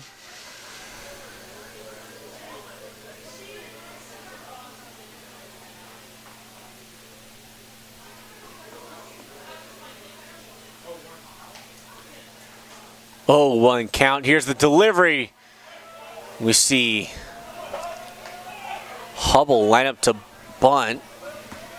It seems like he managed to somehow pull out of it. Looks like the count will be evened up at 1-1.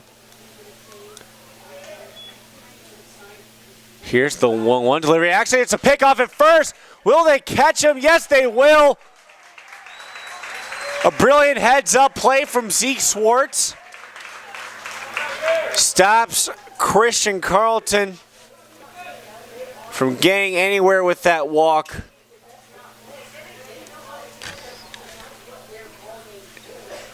And once Carlton took off, it just became a grace of fortune from Schwartz to go for that pickoff, and it was an easy throw to second for that tag out for out number 1. A 1-2 count now for Hubble, now a 2-2 count. So now Will Hubble has to swing here. He's going to send this one as it gets down in shallow center field for a single. That's his first hit of the day. Congratulations. Now you see Hunter Thaxton step back up to the plate. The designated hitter has a home run and then advanced to first via fielder's choice his first time up. And that last at bat, where, as I mentioned, he managed to reach first via fielder's choice. It was a perfect play designed for a possible double play, but Nathan Mix just got hung up at second. Was in an awkward position to not be able to really get a throw off. Swing and a miss from Thaxton for strike 1.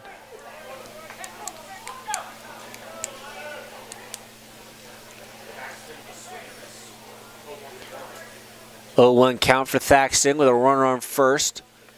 Swartz with a pickoff attempt, and Hubble will step back onto the bag. I think he's going to make sure he doesn't make the same mistake his teammate Christian Carlton made moments ago.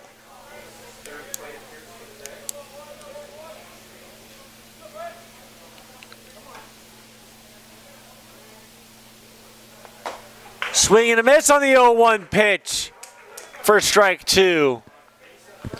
And Thaxton seemed a little bit over anxious on that one.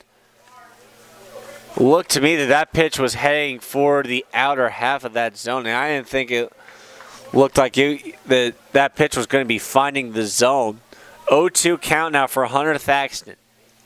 Here's the pitch. Thaxton sends this one into center, and it touches down for a single. Back-to-back singles for Maryville. We'll see runners on first and second as we see Max Bowers, the center fielder, step up. At the plate, number 11, Max Bowers. Bowers has been phenomenal defensively. Offensively, he has a ground out and a strikeout.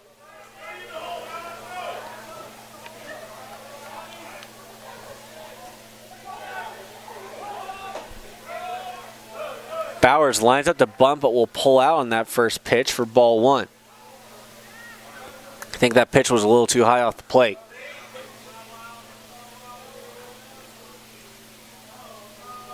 Swartz with the 1-0 delivery.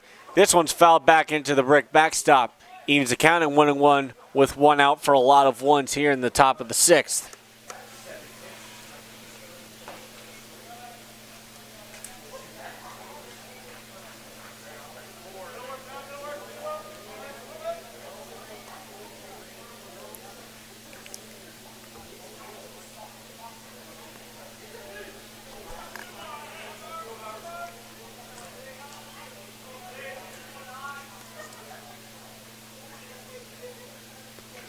Here's the 1-1 pitch.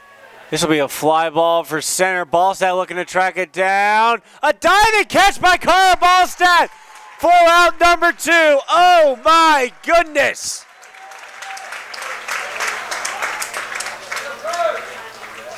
That's what you call number one player in D3 baseball material. Carter Ballstat being the number one player in D3 baseball just a couple of years ago. We saw Ballstat had what I would consider the best season of his career. Now we have Ashton Whitaker, the catcher, step up. He has a fly on a single so far today. Runners on first and second. Here's the first pitch to Whitaker. Swing and a miss for strike one.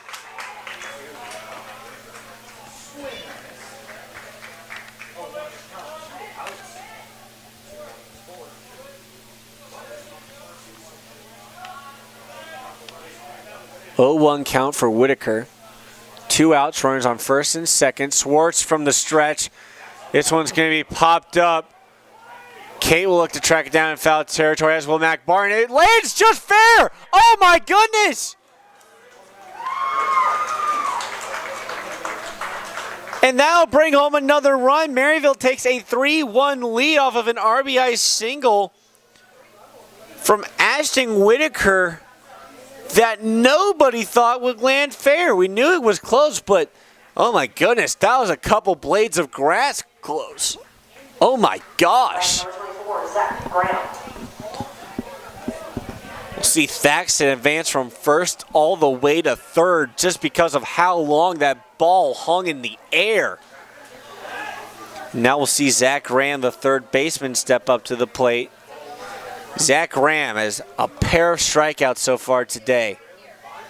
With two outs and runners on first and third, Lions looking to make the damage here in this inning minimal.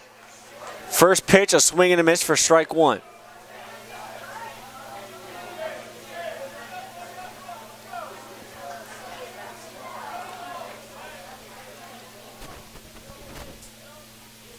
Swartz, the 0-1 delivery.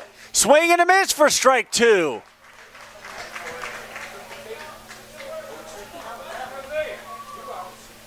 Oh, 2 count for Zach Graham with 2 outs and runners on first and third. Maryville's already posted a run in this inning. Lions managed to keep it at only one. Here's the 0-2 pitch.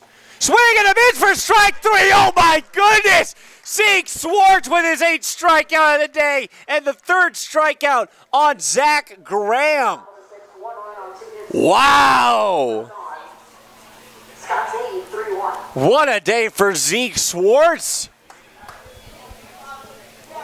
Only giving up 3 runs in this game, but 8 strikeouts. That is a phenomenal showing out from the young sophomore. Now we head to the bottom of the 6th where the Lions really looking to try and close in on the Scots lead, down by 2. We'll see how they do after this break. You're listening to Piedmont University Athletics on YouTube.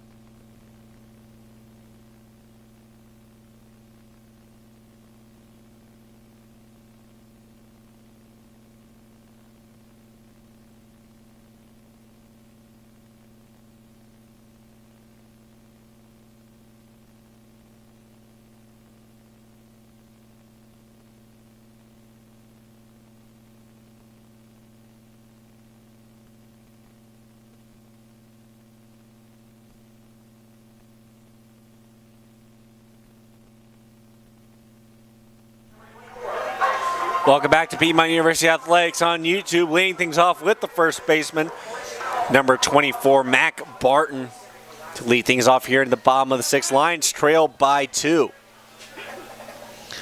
Barton has a fly out, and he managed to reach first via fielder's choice. First pitch, that's a pass ball that just pops out of the glove of the catcher off the face of either the umpire or Barton, but I don't know, you can't really see a pitch do something like that ever again. Here's a 1-0 count. Finds the upper half of the zone for strike 1.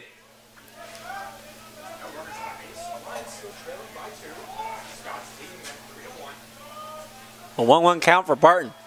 Here's the pitch. That was a beautiful pitch that finds the upper half of the zone for strike 2. A beautiful breaking ball.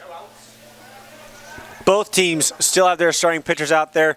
Leonhardt for the Scots entering his 6th inning of work. Barton will get a piece of it as he fouls it off. It looks like that one will land behind the Piedmont dugout over by the training facility.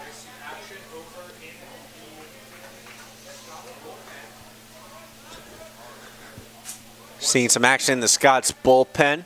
Possible replacement. This could be Leonhardt's last showing out. Leonhardt barely off the plate with the 1-2 pitch. Evens the count at 2-2 for Barton.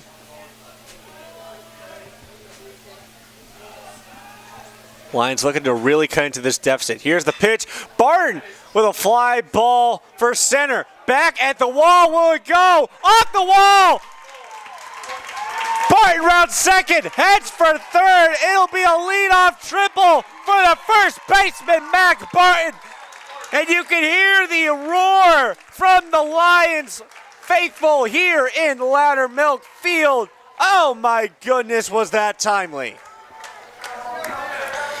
Max Bowers, he was on top of things over at center, but that one just out of his reach this time. I don't know if he was just out of position or if he had a little stumble or a stutter step or what, but it looked like he was just a little late on that pursuit, not able to chase it down, and now Nathan Mix steps up to the plate to look to bring home a run for the Lions. First pitch is going to find the outer half for strike 1. Nathan Mix has a hit by pitch and a strikeout looking so far. That strikeout was arguable, but ruled a strikeout nonetheless. 0-1 count for Mix. This one's going to be fouled back into the netting. Brings the count to 0-2.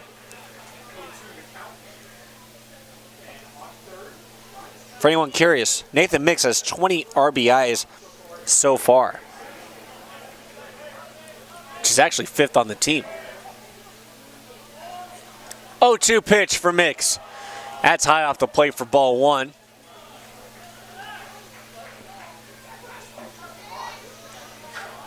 Nathan Mix, very patient at the plate, loves to really push the limits on the counts. Here's the 1-2 pitch. Mix with a chopper over to short. We'll see a throw to first. And it gets away from the first baseman. Mix will stay at first. And he stays at first. Oh my goodness, they'll say he was tagged out, but he ran through first. It looked like he made the slide back to first. I thought his hand was on the base before the tag. It still goes down as an RBI, but doesn't go down as a technical hit for Nathan Mix. However, Barton does score from third. Lions are now within 1, and we're back to the top of the lineup with Cole Ellis. Ellis will foul this one back into the netting for strike 1. And I am a little bit curious as to why Mix had to retreat back to first after he was already safe. He already ran through first.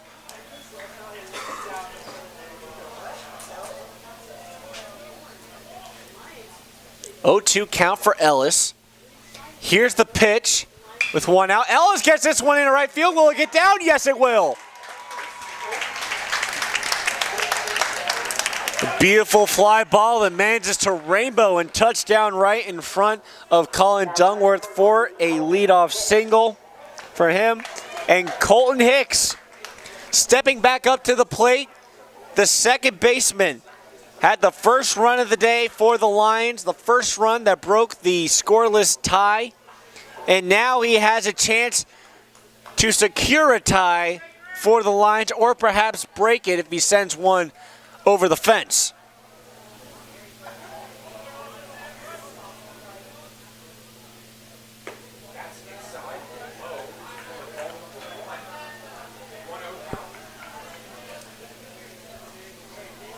One 0 count for Colton Hicks.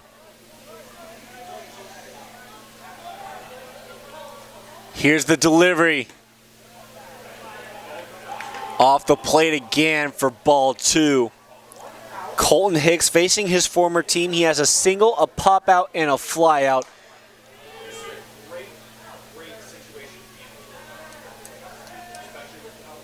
Here's the delivery.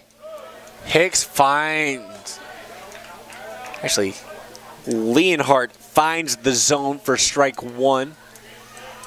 2-1 count for Hicks. 1 out, a runner on first. Lions post 1 run. They trail by 1. Leonhardt with the delivery. Hicks fouls it back into the netting. Brings the count to 2-2.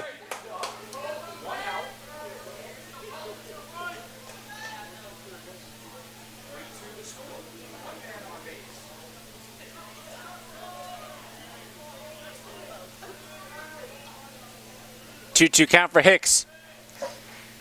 Leonhardt with the pickoff attempt at first. Ellis will dive back. And just like the Bee Gees, he's staying alive.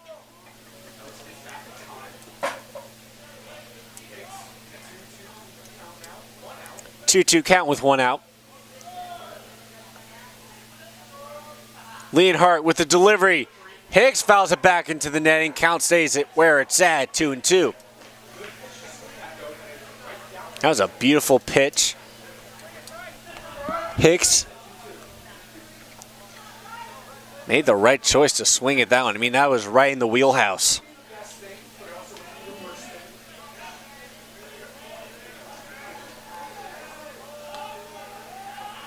Ellis has loads of speed. There'll be a ball. Ellis will dive back to first, and he'll be safe. A full count now for Colton Hicks.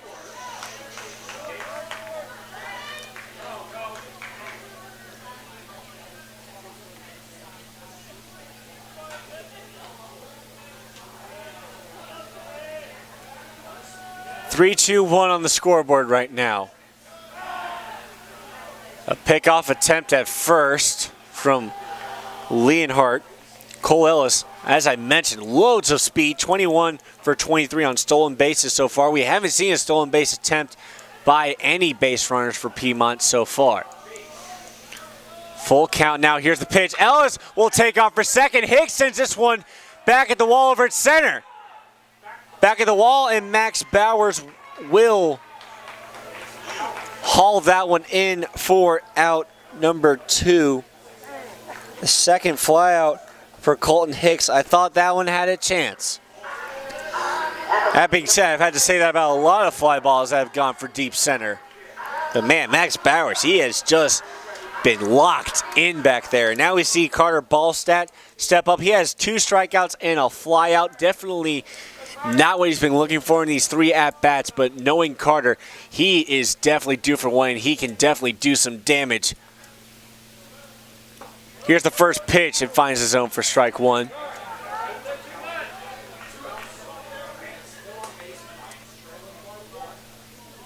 Carlson on deck for the Lions. 0-1 delivery. A beautiful pitch down Georgia Street for strike 2. Leonhardt looking for his 6th strikeout of the day, his 3rd on Ballstat. 0-2 count for Ballstat. Here is the pitch. Ballstat gets this one down and gets into center for a single. Ellis will round second and head for third. And Ballstat will stay where he's at, and that is a smart play by Max Bowers to just hand it off over to the infield at short and second to keep Ballstat at first. Had they gone for that throw at third, I am very confident that Ballstat would have kept going and gone to second. So it's a single for Ballstat, his first hit of the day, and it couldn't have come at a better time. Now we see Kyle Carlson step up to the plate. He has an RBI double already so far in this game, plus a strikeout and a flyout. We'll see a mound visit from Maryville coach. And we'll see a signal to the bullpen, and that will be the day for Bryce Leonhardt. A magnificent performance from the junior. 1 walk, 1 hit by pitch, but 5 strikeouts. Nothing short of spectacular for Maryville.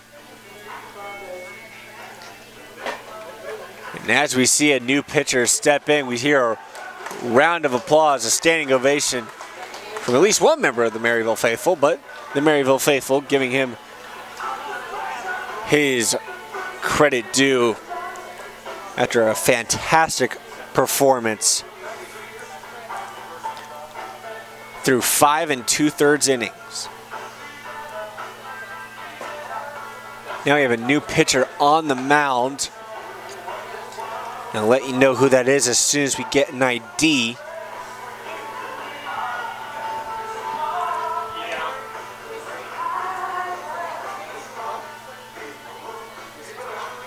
It appears to be number 23. That being said, it's very hard to see some of these numbers with the dark maroon jerseys and the bright red numbers. You only have a thin stripe of white outlining the numbers. You do have some gray pants that kind of pair nicely with the jerseys, though, so I can't really hate on the look too much. Meanwhile, for the Lions, they have their green tops with the gold numbers and gold writing across the chest. The white pants with the green stripes down the side. A Piedmont classic look. Enough of the fashion show. Back to baseball.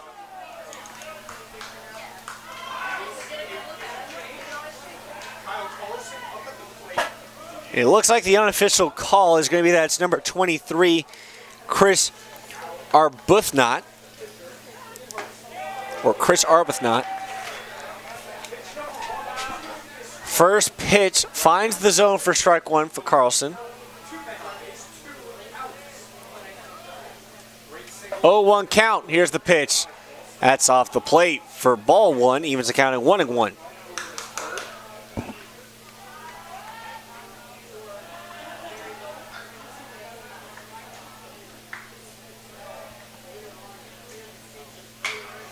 Carlson. This one's going to go into a shallow center. Will it get down? Yes, it will. An RBI single, making a double. Boston will score as well. Lions take the lead of a 2 RBI double, courtesy of Kyle Carlson. Never count the Lions out, folks.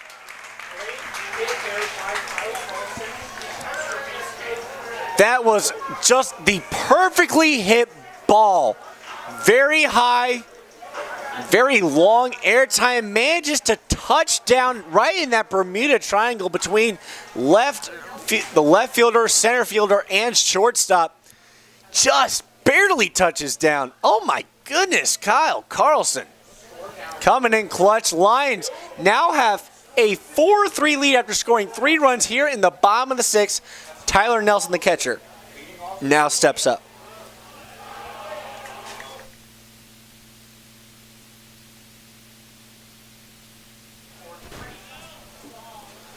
(1-0) count for Nelson.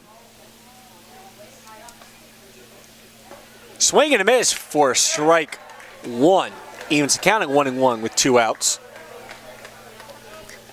Those will go down as Kyle Carlson's 35th and 36th RBIs of the season. He has 3 RBIs in this game alone. 1-1 count for Nelson. Here's the pitch. In the dirt for ball 1. And it seems as though Ashton Whitaker will just be able to keep that pitch under wraps. Carlson definitely thought about maybe advancing the third off of a possible wild pitch. Thought wiser to stay at second, and I agree. Nelson will make contact with that one as he sends a chopper left at the third baseline.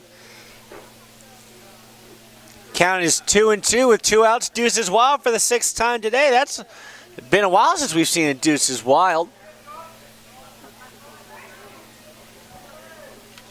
Last one came in, I believe, the top of the 3rd. Or top of the 4th, rather. 2-2 pitch high off the plate. Brings it to a full count. A 3-2 count with 2 outs and a runner at second. Lions lead by 1 after scoring 3 in the bottom of this inning. They have a chance for more if Tyler Nelson can get one down. Here's the pitch. Nelson pops this one up, and it looks like this one will sail back behind the Maryville dugout, and it does. We will do the 3-2 tango yet again with the catcher, Tyler Nelson. Nelson will step back into the box.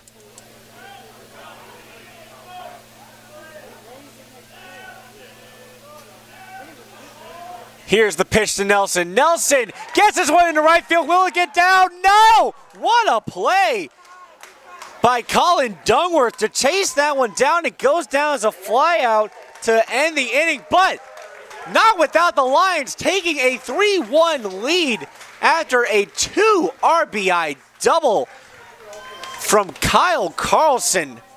Gives the Lions the lead. Don't go anywhere. It looks like this game is just heating up as we go into the top of the 7th. Stretch time coming up soon. Don't go anywhere. You're listening to Piedmont University Athletics on YouTube.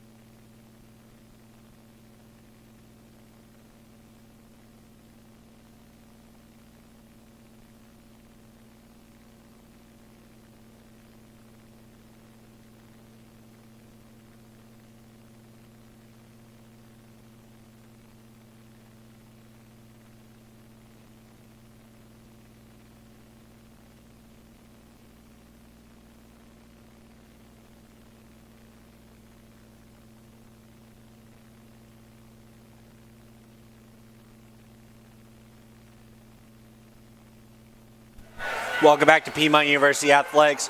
on YouTube. We saw a new pitcher take to the mound for the Scots. Chris Arbuthnot ends up allowing the rest of the runs for Bryce Leonhardt. Lions, as a result, take a 4-3 lead off of the 2 RBI double from Kyle Carlson.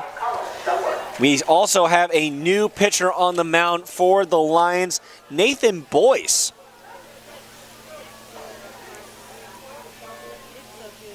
Boyce with his first pitch. Going up against Colin Dungworth, the bottom of the lineup. It'll be 9-1-2. First pitch misses the zone for ball 1. Second pitch is a little too far inside. We see Dungworth have to lean back like he's doing a limbo. 2-0 count. Here's the pitch. Boyce working fast. He finds the zone on that one for strike 1. The only break we see from Boyce is to see him adjust his pants. Here's the 2-1 pitch, and Dungworth will send this one to right. Kate will chase it down, and he will make the catch for out number 1. A fly out to start things off, and we see Gabriel Lopez, the left fielder, step back up. Lopez has a walk, a fly out, and a single so far. Zeke Swartz currently in line as the winning pitcher for the Lions. He has 3 walks and 8 strikeouts so far through 6 innings pitched. A phenomenal showing out for him. His night, however, is done. Boyce taking over in the top of this inning. A 1-0 count for Lopez, making a 2-0 counter. That second pitch is high off the plate.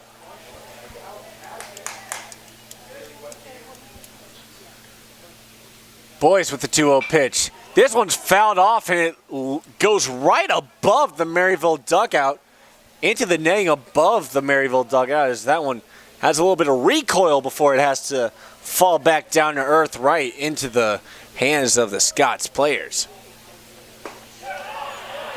2-1 pitch just misses the zone for ball 3, and you can hear the groans from the Piedmont faithful. They definitely thought that that one sniffed the box. 3-1 count. This one's going to be fouled back into the side hill by the tennis courts. A full count now for Gabriel Lopez.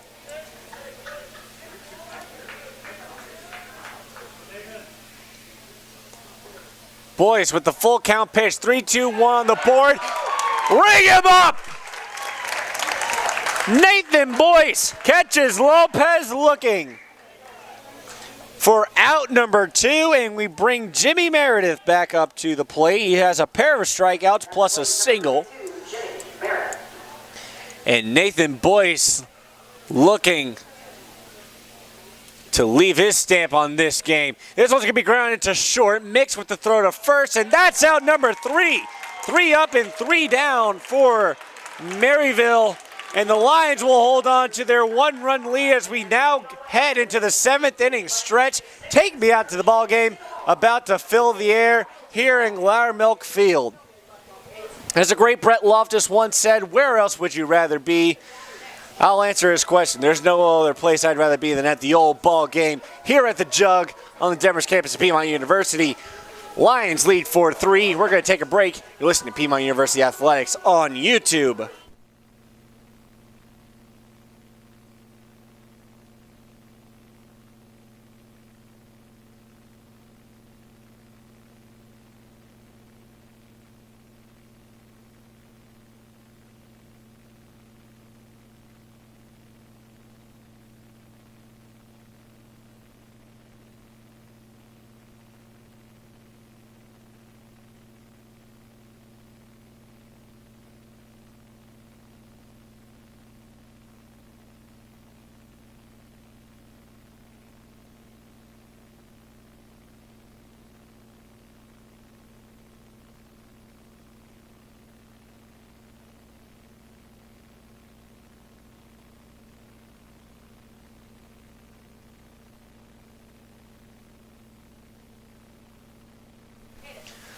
Welcome back to Piedmont University Athletics on YouTube. Now entering the bottom of the 7th, Lions take a 4-3 lead after posting 3 runs in the bottom of the 6th. Chris Arbuthnot entering his next inning of work, and a first pitch to Trace Cates grounded into left field for a single. Very fast offense for the Lions right now. Carson Stravinskas is designated hitter now up to bat. He has a single, a walk, and a fly out so far today.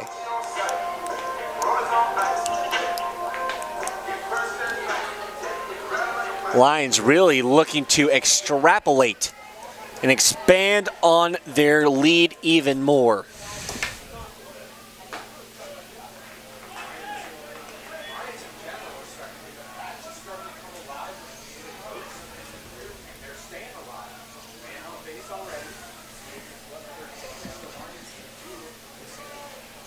For 3, the score, 0-1 the count. This one's going to be grounded foul, make it 0-2 for Stravinskas.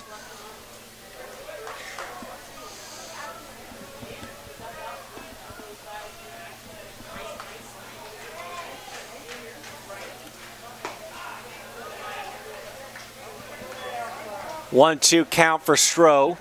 So that pitch is off the plate. Arbuthnot seems to be struggling to find the zone as he lets in the final 2 runs of Bryce Leonhardt. This one's going to be grounded to third. 5, 4, 3. A double play.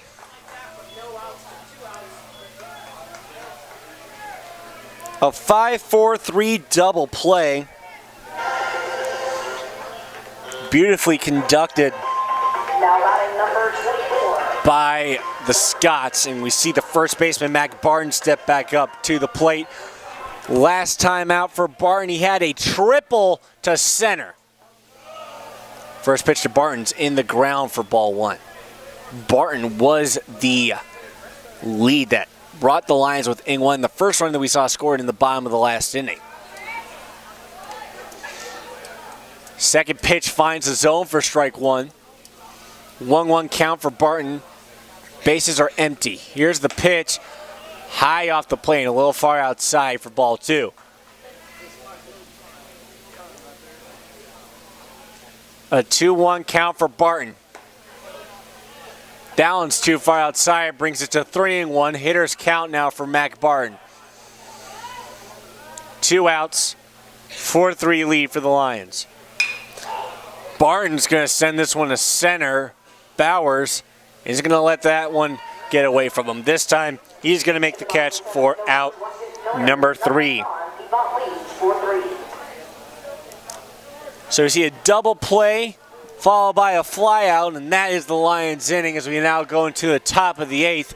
Life is a highway from Rascal Flats, filling the air. The hope is that the Lions don't run flat as this game nears a conclusion. Lions have looked strong so far. They hang on by a 1-run lead so far. Nathan Boyce looking to step back onto the mound for his second inning of work, and we'll see what results of this. Don't go anywhere. You're listening to Piedmont University Athletics on YouTube.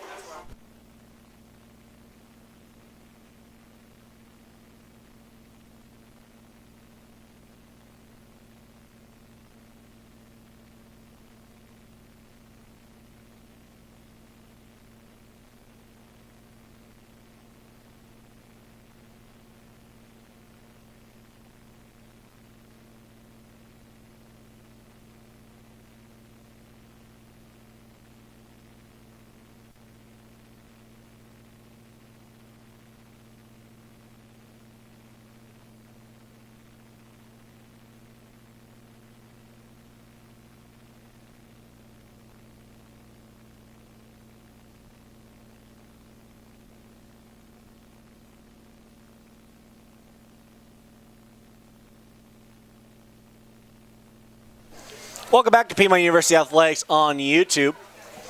So we get started here in the top of the 8th inning. Lions have a 4-3 lead. Nathan Boyce entering his second inning of work. Here's the first pitch. And that one misses the zone for ball one. Leading things off is Christian Carlton, a second baseman. This one's going to be sent very high into the sky over at center, and Ballstat will make the catch as Carlton was rounding first. He was halfway between first and second by the time that ball came back down to earth and eventually landed right in the mitt of Carter Ballstat. Now we'll see Will Hubble, the first baseman, step up. Here's the pitch off the plate for ball one. Nathan Boyce loves to utilize that fastball. He can really put some Texas Pete behind him. Allen finds the inner half of the zone for strike one. 1-1 count with one outs. A lot of ones here in the top of the eighth. Here's the pitch. This one's grounded to short. A great scoop by Mix and a throw to first for out number two. A superb play by Nathan Mix to take in a ball that had enough heat to burn a hole in his glove. Mix keeps the hand soft, makes the throw to first, and now we see Hunter Thaxton step up. The designated hitter, a grounder to third, gets past the outstretched glove of a diving Kyle Carlson. Thaxton will stay where he's at first. A single for Hunter Thaxton. Now we see the center fielder Max Bowers step up. 0 for 3 so far today for Bowers. He has a ground out, a strikeout, and a fly out.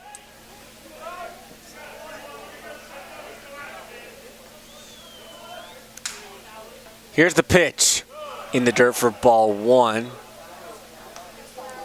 Thaxton will stay where he's at first after Nelson readies himself to throw to first.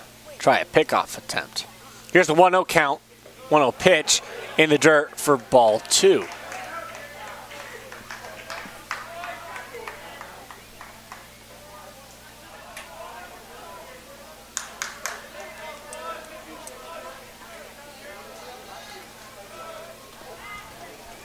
Two-0 count for Bowers. Here's the pitch, and that one seemed to catch Bowers as he was going around. It came very close, but it appears as though Bowers did not go around. So it looks like it'll be considered ball three, which is crazy because Bowers acted as though it hit him. Boyce with a 3-0 pitch, making it a 3-1 count as he finds the zone. Hitters pitch up next now for Bowers. Good chaser pitch opportunity here for Boyce. Here's the pitch.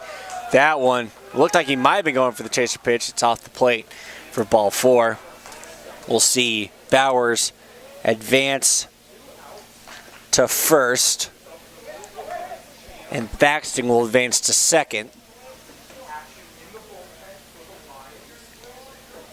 Now Ashton Whitaker, the catcher, stepping up to the plate.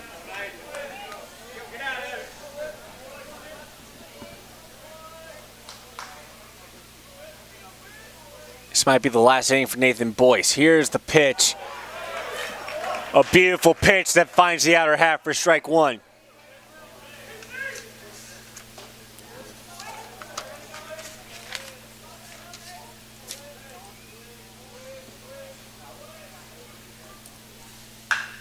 This one's a line out at third. What a catch by Kyle Carlson. You can see the frustration from Ashton Whitaker.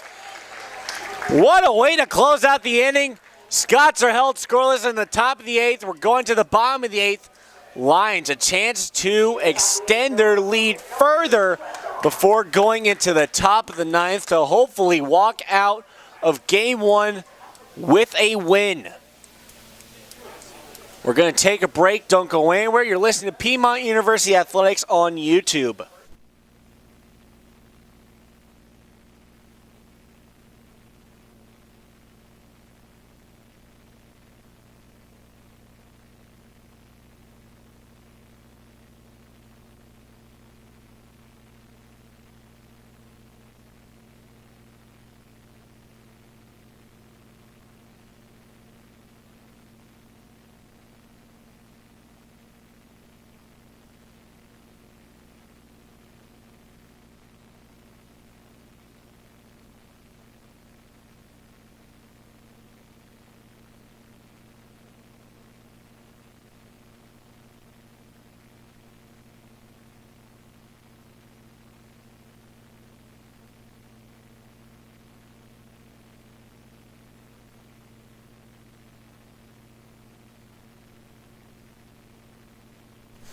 Welcome back to Piedmont University Athletics on YouTube. We enter the bottom of the 8th. Lions lead 4-3. They have 12 hits so far in tonight's game. Meanwhile, their opponent, the visiting Scots of Maryville College, 8 hits so far. Lions lead things off in the bottom of the 8th with the 9th man on the roster, Nathan Mix, 9-1-2 up in this inning. Here's the first pitch to Mix. Mix appeared to be lined up to bunt. He pulls out and it'll be called strike one.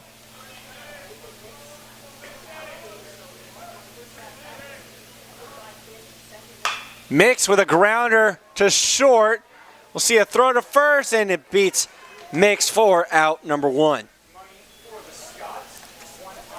Back to the top of the lineup, we'll see Cole Ellis step up. The left fielder has a ground out, a single, a walk, followed by another single.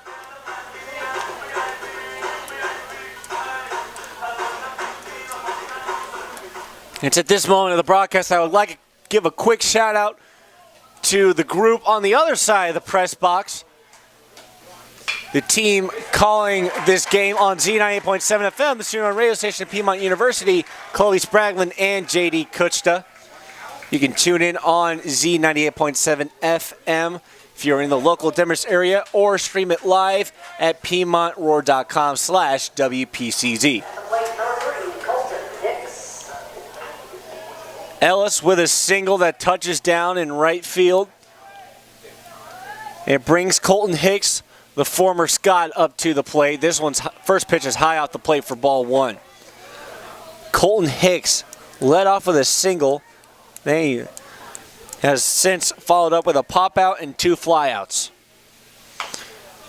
Hicks with a swinging bunt that advances Ellis to second, but throw will be made to first for out number 2. Carter Ballstat, the center fielder, now stepping up to the plate. Ellis at second. Lions in really good position to bring home another run. Given the speed of Cole Ellis, if Carter can just get one down, even if it's a solid single into the outfield, it should bring home another run. Ballstat cranks this one into left field. It's a high ball. And that one will come down into the mid of Gabriel Lopez for out number 3. A fly out from Carter Ballstat. And that concludes the bottom of the 8th. Lions lead 4-3 heading into the top of the 9th. We went from, if I wanted to make song references, we went from the Lions kind of being like the Bee Gees. They were staying alive. They were staying in the game. Now we're looking at the scenario for the Scots. Now they're looking more like Bon Jovi. They're living on a prayer. They're down by 1, and it's their final chance to try and keep this game alive as we go into the top of the 9th. It's do or die time for the Scots, and we have a new pitcher on the mound, and I know exactly who it is just by the walk-up. That's Braden Sims, number 37, with a classic song for his mound song, Beat It by Michael Jackson. We're going to take a break from Michael Jackson. Don't go anywhere. You're listening to Piedmont University Athletics on YouTube.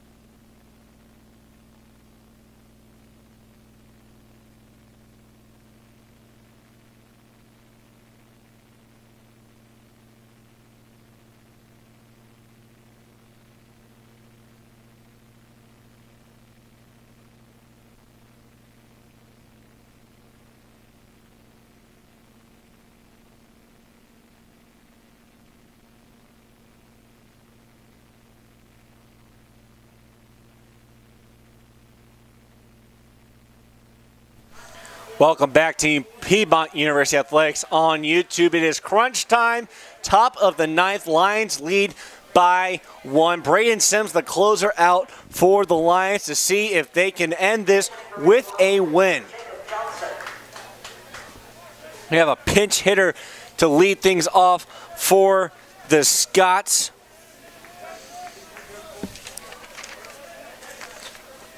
It's Jacob Johnston, number 4. First pitch from Sims finds the zone for strike 1. Johnston comes into this game batting .317, slugging .417. 8 doubles, 2 triples. Second pitch finds the zone for strike 2. 0-2 count for Johnston. Braden Sims looking to get the first out here. That one's off the plate for ball 1.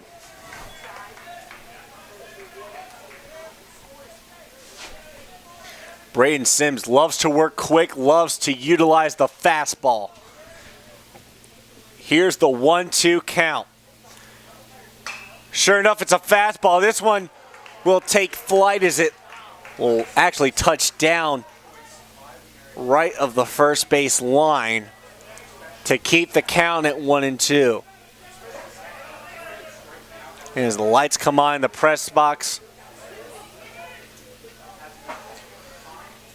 turn our direction back to the field. 1-2 count.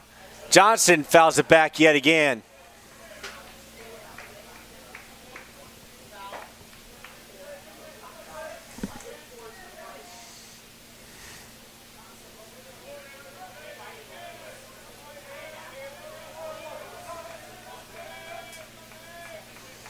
One-two pitch on the way.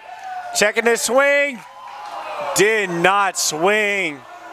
Thought it might have found the zone. Apparently not. It was very, very close. You can hear the frustration from the Piedmont crowd. They thought for sure that'd be out number 1. Here's the 2-2 count. A grounder up the gut for a single.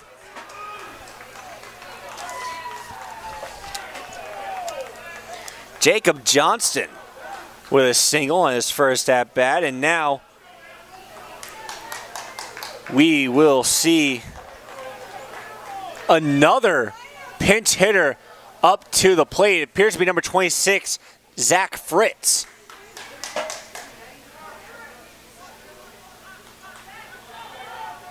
Pinch hitting number 26, Zach Fritz.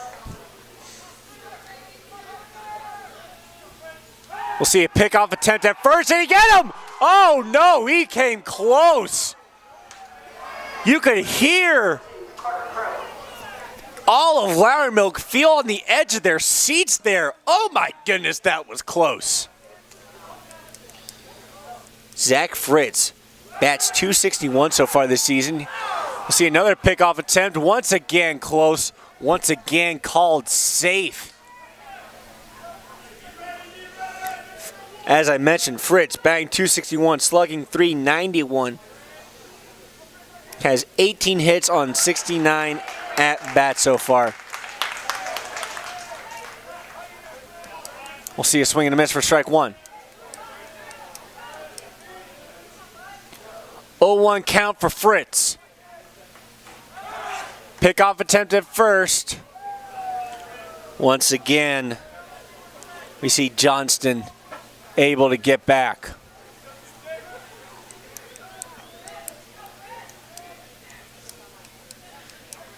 Here's the pitch to Fritz. Fritz with a grounder that gets into right field. Johnson will round second. A throw to third. Johnson comes out the bag. And he's safe. He's ruled safe by the umpire. It'll go down as a double for Zach Fritz. Johnston will advance from first to third, but I thought for sure he came off of that bag.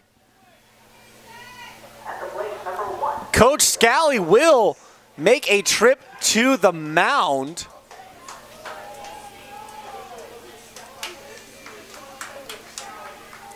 And now Gabriel Lopez is up to bat for the Scots. Runners are on second and third. Maryville not only has a chance to tie this up, but a chance to take the lead if a hit ends up in just the right place.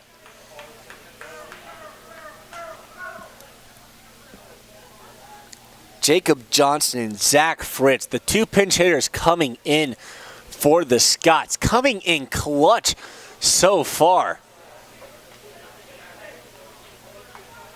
With the single and the double.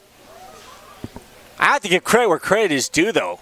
Trace Kate made an absolute dime to third to try and catch Johnston there. And Johnson was safe by quite literally a hairline. This is a game that's coming down to the very final inches.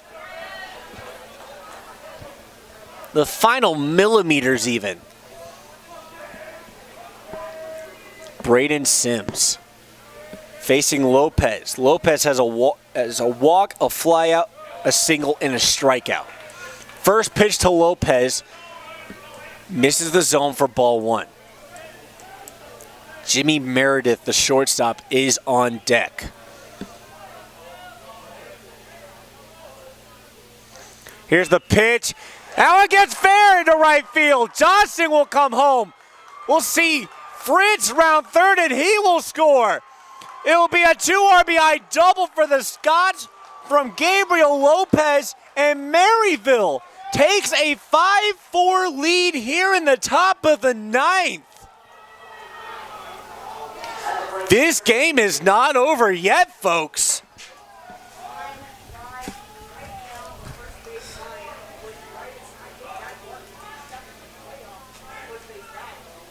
And now, Jimmy Meredith stepping up. I made the song references earlier. We went from Staying Alive all the way to Living on a Prayer.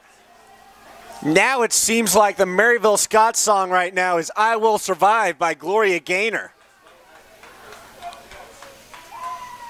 5-4 lead for Meredith. Maryville, rather. Meredith lines up to bunt. He'll pull out for ball one. Still no outs here in the top of the ninth. Lions trying to minimize the damage. Here's the pitch. The bunt gets down. Sims will scoop it up, throw it first on his butt. He makes the play. Oh my gosh! Braden Sims quite literally by the seat of his pants making the throw to first for out number one.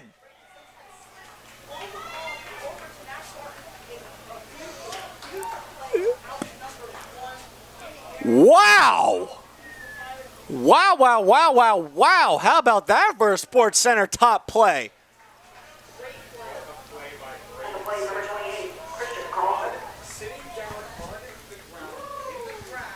He wasn't just sitting on the ground. He was looking up to the sky.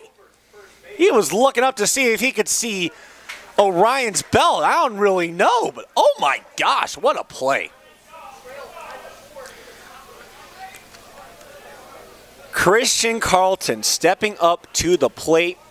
He has a pair of, actually 3 walks and a flyout so far. This one's sent to center. Ball's out with the diving catch. No, it gets through. We'll see Lopez come home. Carlton will round second and head for third. 3 runs in the top of the ninth. Maryville takes a 2-run lead. Oh my goodness.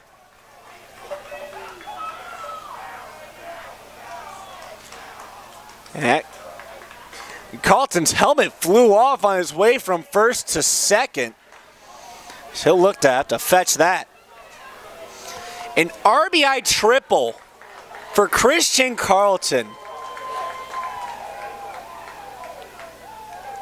And now Will Hubble, the first baseman, steps up. And we will see Coach Scally step up and make a mound visit. We see a signal to the bullpen. And that will be it for Braden Sims. Goes through a third of an inning, gives up 3. We'll see a new pitcher on the mound for the Lions. And it looks like it's Tyler Roon, number 42.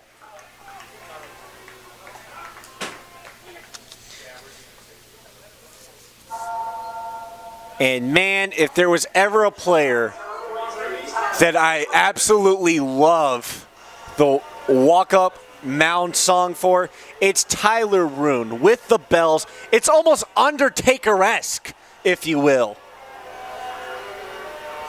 And he loves to back that up with his play. Looking at Tyler Rune's stats so far, he has a 4.5 ERA through 10 innings pitched, 5 strikeouts. An excellent closer for the Lions. Reason why we haven't seen much of him? There's been a reliance on Braden Sims.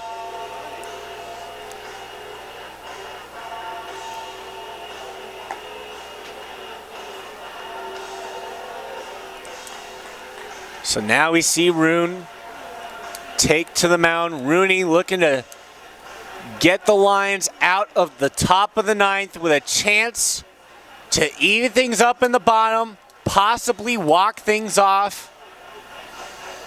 And now, setting things up, leading things off, is Will Hubble, the first baseman. Rune with his first batter to face. Here's the first pitch. Inside for ball one.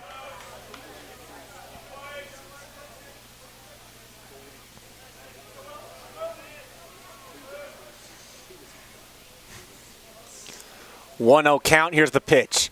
Off the plate for ball two.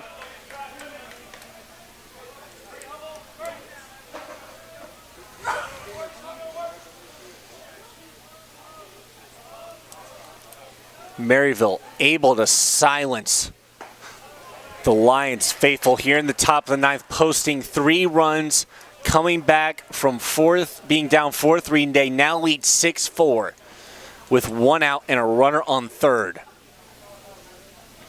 Here's the delivery in the dirt for ball 3. A 3-1 count now for Hubble. Hitter's pitch coming up.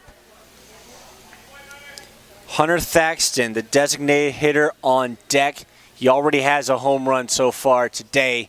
That was the first run for the Scots. Back in the top of the second. That one going to be a bit far outside, and Hubble will take a trot to first, and now Hunter Thaxton will step up to the plate. A walk for Hubble.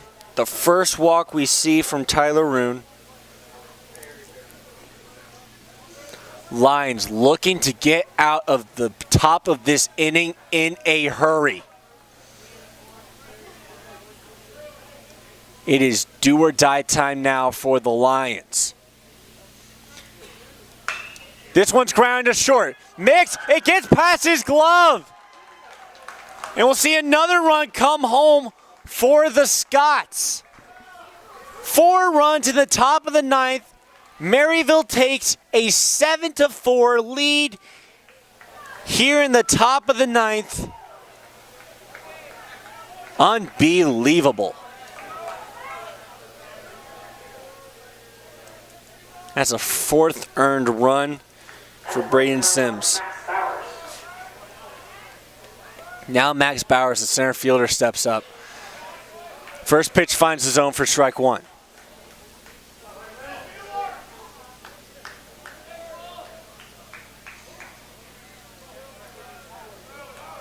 Oh, 1 count for Bowers. This time it's off the plate for ball 1.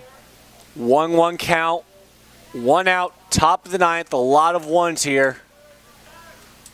Maryville leads by 3, looking to expand it in what's been an explosive top of the ninth. This one's going to be fouled back, brings the count to 1-2.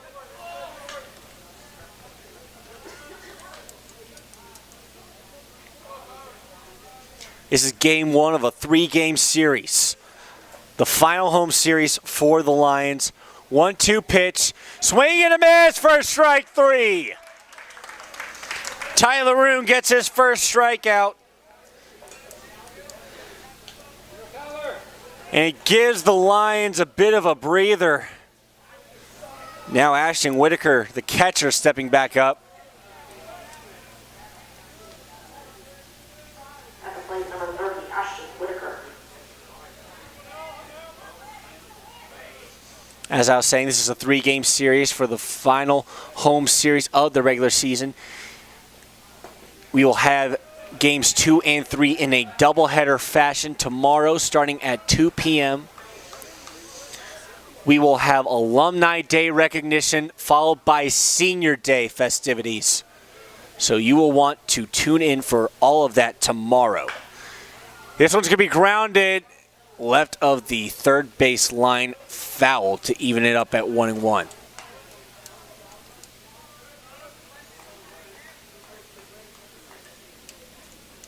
Roon will return to the mound.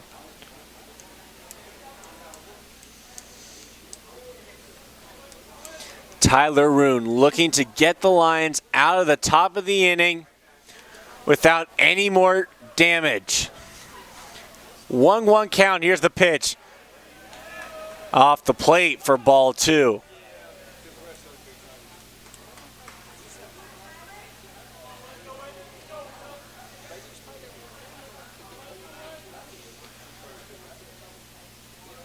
Two-one count. Make it a 3-1 count. That one off the plate yet again. Hitter's pitch coming up next for Ashton Whitaker.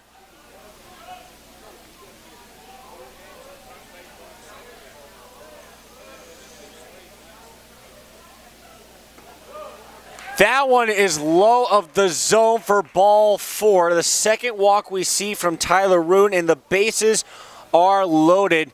And now we've come full circle, as now we see Jacob Johnson step back up to the plate. He had a single earlier to lead off this inning. He was the first run to come home.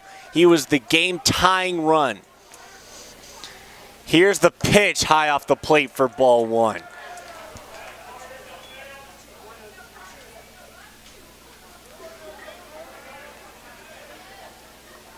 And actually, it's just come to my attention, we have a pinch hitter. It's actually not number 4, Jacob Johnson. It's actually number 2, Carter Crow. Crow facing a 1-1 count.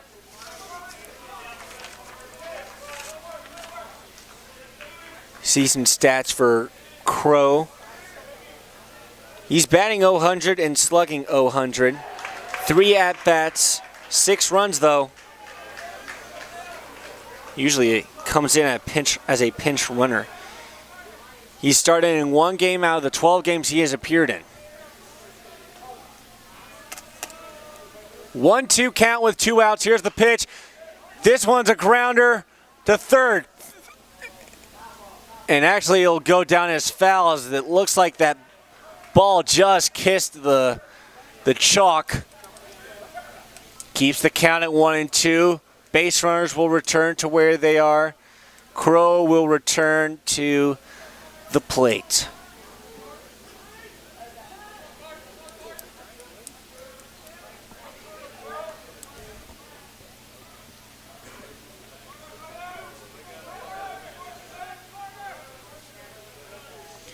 One-two pitch off the plate for ball 2. Deuces are wild for the 7th time in this game. Here in the top of the 9th, 7-4 Scott's lead. Bases are loaded. Carter Crow at the plate. 2-2 pitch. Tyler Roon swing and a miss for strike 3, and the Lions get out of the inning. Second strikeout for Tyler Roon. And now the Lions really need some magic here at the jug tonight. They trail by 3 after giving up 4 in the top of the 9th. All hope is not lost. But we will see how the Lions respond after this break. This is Piedmont University Athletics on YouTube.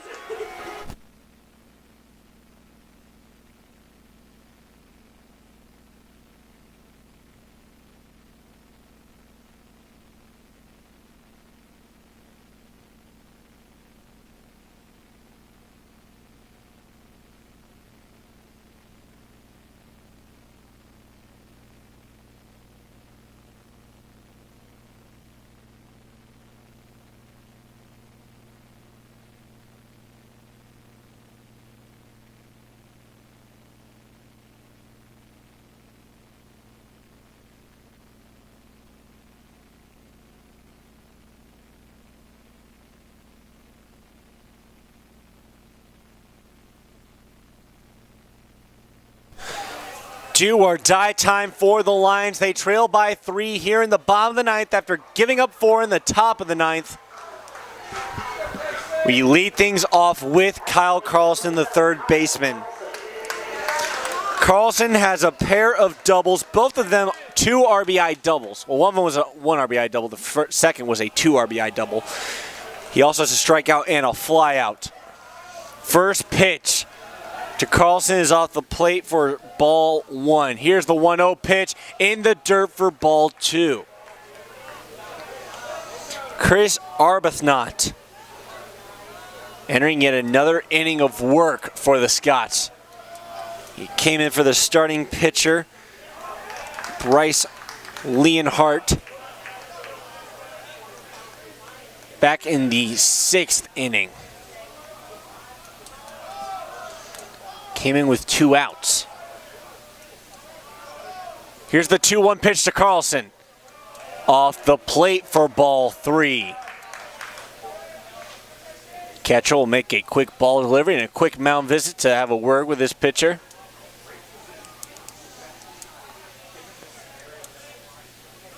A 3-1 count for Carlson. This is the hitter's pitch.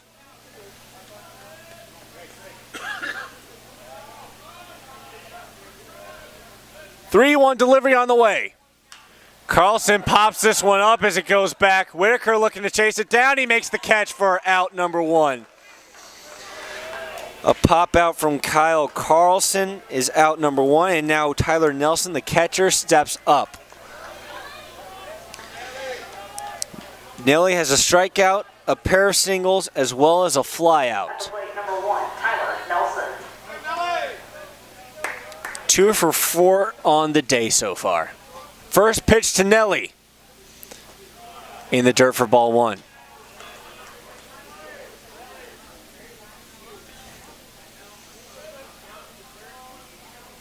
One 0 count. Here's the windup. Off the plate yet again for ball 2.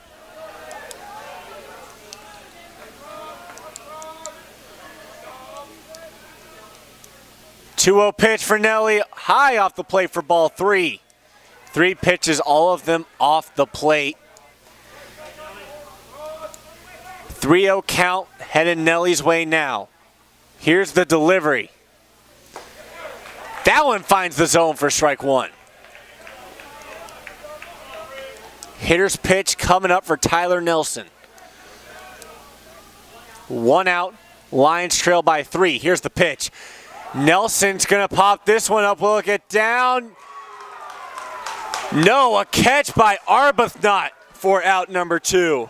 A pair of pop outs so far for the Lions, and now Trace Kate, the right fielder, comes up to the plate. Last out, final chance for the Lions, down by 3 here in the bottom of the 9th.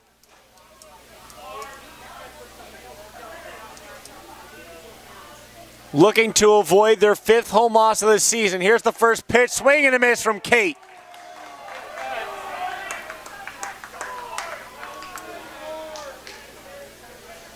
Arbuthnot looking to get his first strikeout. This one's high off the plate, through the glove of the catcher for ball 1.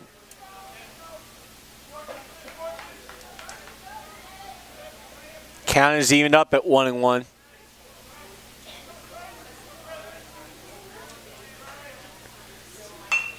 A check swing. It gets down to first. An easy field and a walk over to step on the bag at first for out number 3. Maryville College Scots with the come-from-behind victory, posting 4 runs in the top of the 9th to come back from a 4-3 deficit to win 7-4. Not the way the Lions wanted to close out game number 1, as that game just gets away from the Lions. You can't help but feel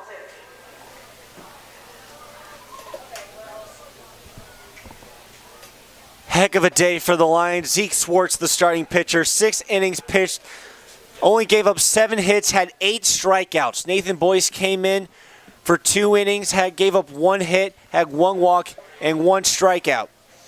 Braden Sims came in at the top of the 9th to try and close things out for the Lions. He gave up 4 hits, 4 runs, 3 of them earned. And that became what was ultimately the difference. Tyler Roon came in to close things out. He had a pair of strikeouts and a pair of walks in 2/3 innings pitched.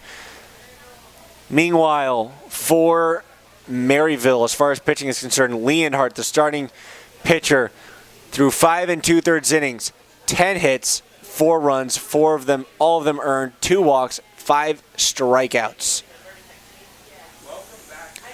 So the win will be credited to Arbuthnot. The loss will be credited to Braden Sims. And this is going to be a tough pill to swallow for the Lions. They do get another chance tomorrow where they look to wrap up the series in doubleheader fashion and wrap up the regular season with alumni recognition followed by senior day recognition here at Loudermilk Field. First game starts at 2 p.m. And you know where to find that action right back here on Piedmont University Athletics on YouTube. We can't wait to see you then. For Matt Kudrowski, Danielle Percival and her amazing staff, Abby Judge and Jade Edwards, Chloe Spraglin and JD Kuchta over giving us the broadcast on Z98.7 FM, the student-run radio station at Piedmont University. Lions just fall short after Maryville comes back in the top of the 9th to win 7-4. We can't wait to see you tomorrow. Good night. Until then, God bless you all, and good night from Loudermilk Field.